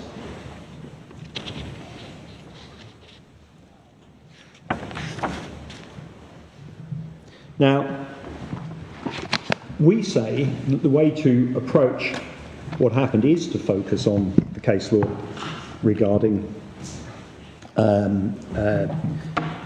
bias. Two authorities, I mean, that case law is obviously extremely well known, but two authorities that I would draw attention to. Firstly, Lawal, which I'm sure the court is well aware of, was the which was the UK Supreme Court applying Porter and McGill. The reason I draw attention to it is because it contains a little more detail about how the fair-minded bystander approach applies, and in particular, if you go to Authorities Bundle 6318,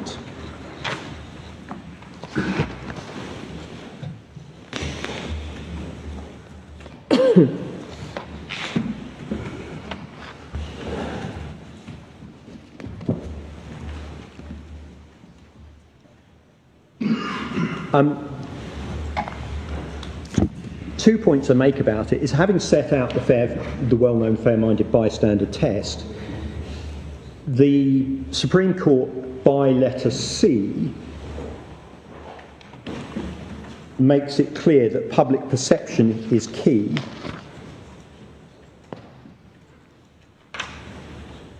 And that's, in our submission, one of the reasons why it's open to this court to look at what happened in the round, because ultimately, if this is concerned in one sense with public perception, when the public look at this trial, in our submission, it is bound to have concerns because of the ultimate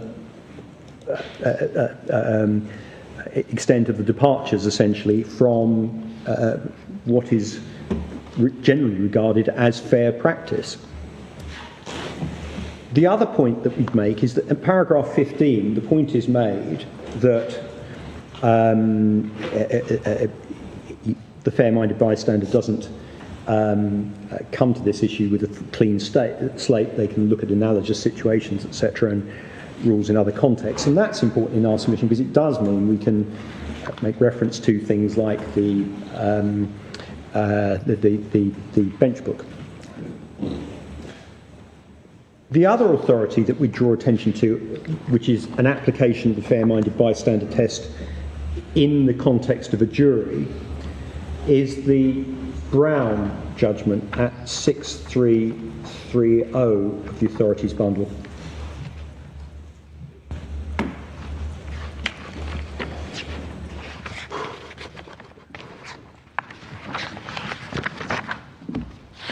And Brown is important in one sense because it is an example of the approach adopted in the context of a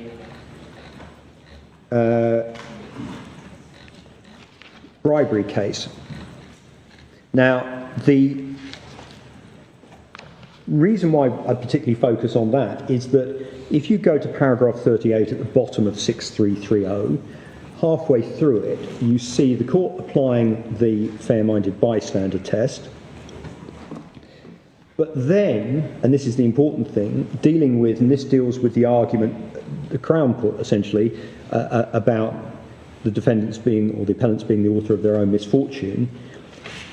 It rejects essentially the argument essentially that it was appropriate for the judge to rely on the defendants being the authors of their own misfortune, and the reason for that you see in perhaps expanded in considered in greater detail. If you go back a page to paragraph 31.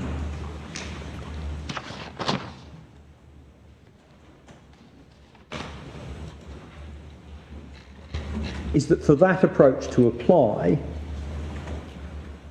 it must be either agreed or ascertained, can't be assumed.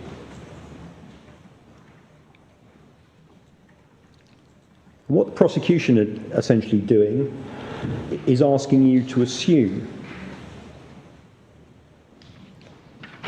that the defendants were responsible. It's entirely speculative, that. One other thing while we've got this open, so I don't have to go back to it. Unsurprisingly, we would submit, the Court of Appeal does consider the proviso, but rejects it fairly summarily. They do that, if you go back to the 6330, last line on page 6330, and the and the next two lines on the next page, recognising the fact that they had a strong prosecution case, but making the point essentially that there is a right to trial by Impartial. by an impartial tribunal of fact. I'll come on to the proviso in a moment, but we would submit that's unsurprising. If there is a right to trial by jury, and that jury must be independent, it's difficult to see, we would submit, how it can be right to then effectively deny a defendant that right by applying the proviso, because that would be a conviction without the evidence having been considered by an independent and impartial jury.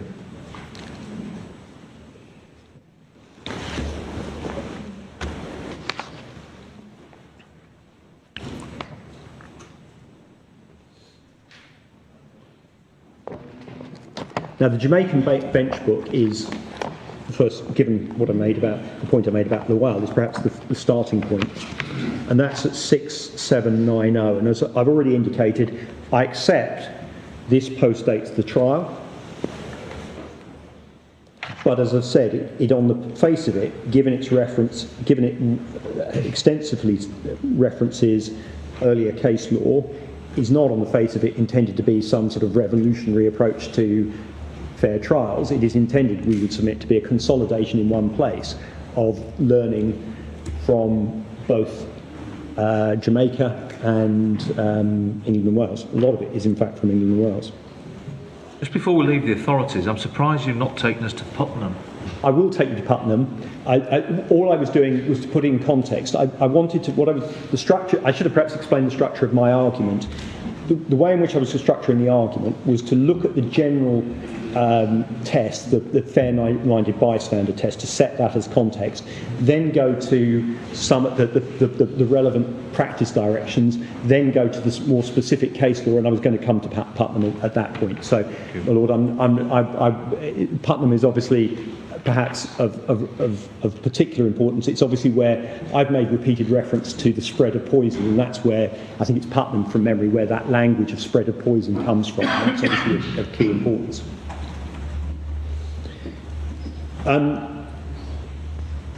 Bench book is 6790, or there's actually some other passages of the bench book which are later in the bundle for various reasons, but the key passage for this issue is 6790, recognises at paragraph 3 the potential importance of discharging a jury for misconduct. Misconduct is footnoted to a case that makes it clear that includes bribery. Then references the UK practice directions, recognising, we would submit, consistent with the fact that, as we've made clear in our statement of case, the approach of the fair-minded bystander is adopted in Jamaica as it is in the UK. I think they refer to it as the UK practice directions. Given my Lord's, given my Lord Reed's role on this court, I think it's more accurate to say the English and Welsh practice directions. But the point is there. More importantly, and this is really what I wanted to draw attention to, perhaps, is paragraph 5, making it clear that it's the duty of the judge to investigate whether or not a juror has been compromised, to enable the judge to make an informed decision. That is described as a duty, and in our submission it's not surprising in light of, and it's one of the reasons why I went to the bias test first, in light of the bias test. If the issue is, and we submit it is there a real risk of bias in the mind of a fair-minded bystander, then if there is uncertainty, that means you can't rule out the real risk. The information essentially allows a judge to decide the extent to which there is a risk of prejudice and the extent to, and what steps need to be taken to address that.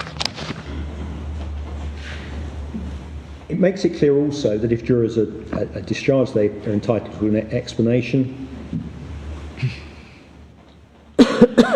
And perhaps more importantly, looking at the first, or the second incident rather, they may need a direction as to disregard comments from the discharged juror. And that's, if you think about the second incident, I've complained in one sense that we don't know whether there was contact between the discharged juror and others about this incident, and we don't know what was said because the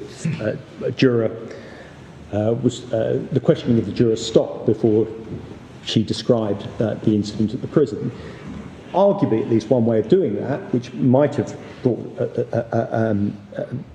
limited the poison, would have been to be more specific, essentially, about the need to disregard anything the juror might have said. And that's what happened in Taylor, in fact, we'll come to.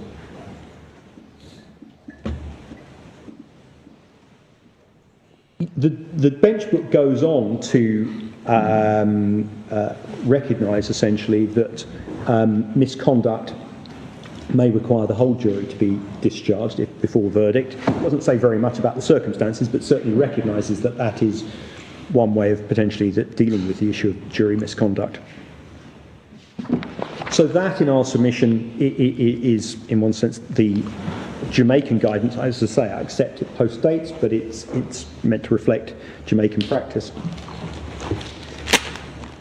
The other authority that's worth paying attention to, not least because it's been applied by this court in the Taylor case, was the guidance, because it is closer to the time of the trial, and as I've said, there's every indication that standards in England and Jamaica are no different.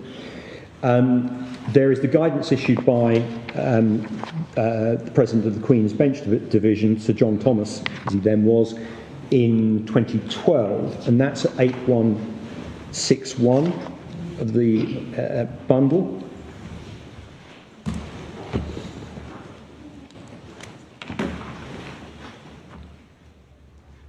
A couple of things that it adds that aren't necessarily clear from the Jamaican bench book is, firstly, it makes it clear that, in one sense, the first step, which can happen in open court, is to invite submissions from the advocates.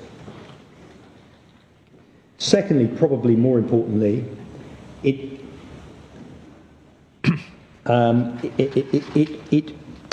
makes the point before that about isolation, that there may be a need to isolate jurors who are who perhaps have given rise to concerns.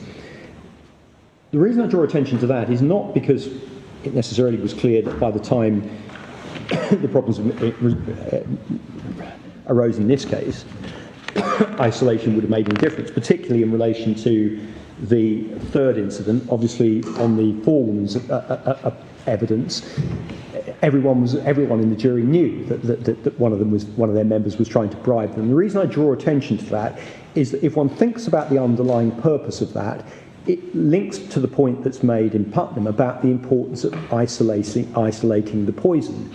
It is a recognition in our submission of the approach in Putnam that once something is going wrong, there is a real risk that information can spread within the jury, that, as I say, to use the language, poison can be spread.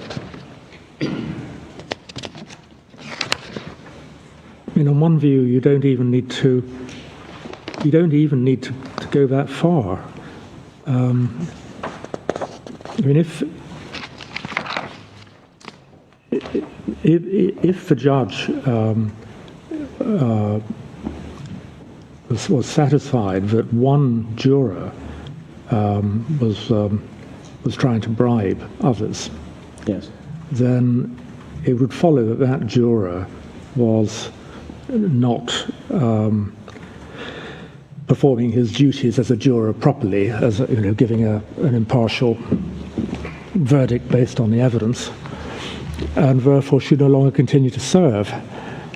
And if you get that far, then the trial has to come to an end, because under the legislation, in a murder case, there must be a verdict can only be returned of a jury with at least 11 members. Well, my lord, in one sense, that's why, and I started this morning and then started the submissions about juries by saying I'm going to go into the detail because obviously I want to take every point I can because I want to. Yes, I appreciate that. I mean, I'm really making it's a two-level thing. I mean, on one view, once you have one juror who is clearly suspect, that's an end of it. Well, exactly, my lord, and that's why I started making that. And you don't even need to start thinking about what the impact might have been on the other 9. Absolutely.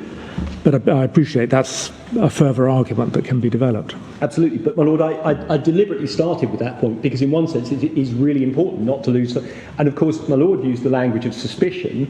We know he was now convicted of that, and I think that's the question for this court: was this an independent and impartial trial? And in light of what we now know, it's difficult to see how it could have been when one of the jurors, and one of the jurors who had to be there, was subsequently convicted of essentially being involved in the bribery. Well, look,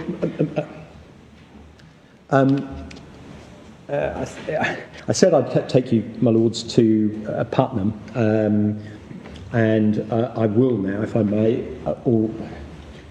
Yes, can I start at least by Putnam, because I'm just conscious of running out of time. Putnam's at 7577, and it is another bribery case. In that case, unlike this case, the bribe was not something that the judge was aware of until after the trial, but the judgment clearly contains important guidance on what judges should do if bribery becomes an issue during the trial. This was also a case where the bribery wasn't internal to the jury, it was an external approach. The critical point, really, though, that comes out of this is that while the Court of Appeal, presided over by Lord Justice Bingham, as he then was, recognises that there may be circumstances in which a juror who is approached with a bribe can continue to sit, it seems to imply several things. Firstly, if you look probably about 10 lines up from the bottom, Lord Bingham was of the opinion that the juror who is approached can only continue if there's not impropriety, and there needs to be a very emphatic direction. But given perhaps that reference to the need for impropriety, there is a particular concern, Lord Bingham makes clear, if the juror who's approached delays coming forward.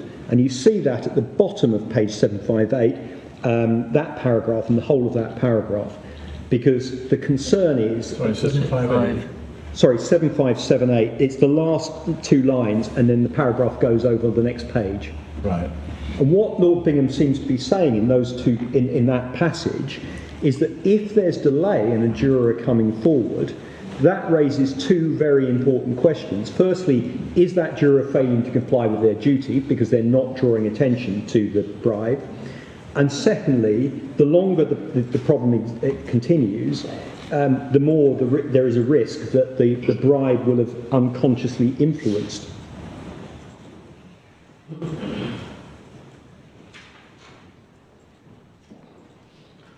And that's the context of what Lord Bingham says at the end of 7579, the bottom, the last 10 lines. It's also it's quite helpful, perhaps, just to see the test, as it were, being applied on that page, 7579, lines 5 to 6. The judge would not, we think, have felt able to eliminate the real risk that the juror might, as a result, whether consciously or unconsciously, have become prejudiced for or against one or some defendant. So that seems to be the test is applying a real risk of prejudice, either conscious or unconscious. Yes, and that's, of course, one of the problems with the approach to the other jurors, is the other jurors may say, oh, I think I can I can reject this bribery attempt. But of course, they then got something, a very prejudicial piece of information in their minds, very difficult potentially to eliminate that. And of course, that test was being applied before Porter and McGill and before the adjustments, relatively slight adjustments, but the adjustments that were made, the introduction of the fair-minded bystander test. But it still echoes that test because it's applying a real risk approach. So our submission remains valid. And that, the approach he describes, it's just worth looking at the bottom, as I say, the last 10 lines in particular of 7579, where Lord Bingham essentially focuses on the need for his language, collective integrity and individual integrity. That's obviously a problem if you've got one person who's offering bribes. It's impossible to see how there's either collective or individual integrity. Deals with the issue of potentially isolating the poison, but recognises there's a real problem if you can't isolate it. And of course, here, the poison couldn't be isolated because the judge allowed the juror offering bribes and everyone who knew about those bribes to participate in the decision making, in the verdict. I'm slightly overrun, but that's probably a good point to break for lunch. Yes. Thank you, Mr. Sully. Sorry, I assume that's probably a little presumptuous. It's a convenient moment for the court as well. We'll adjourn and resume at 2:00.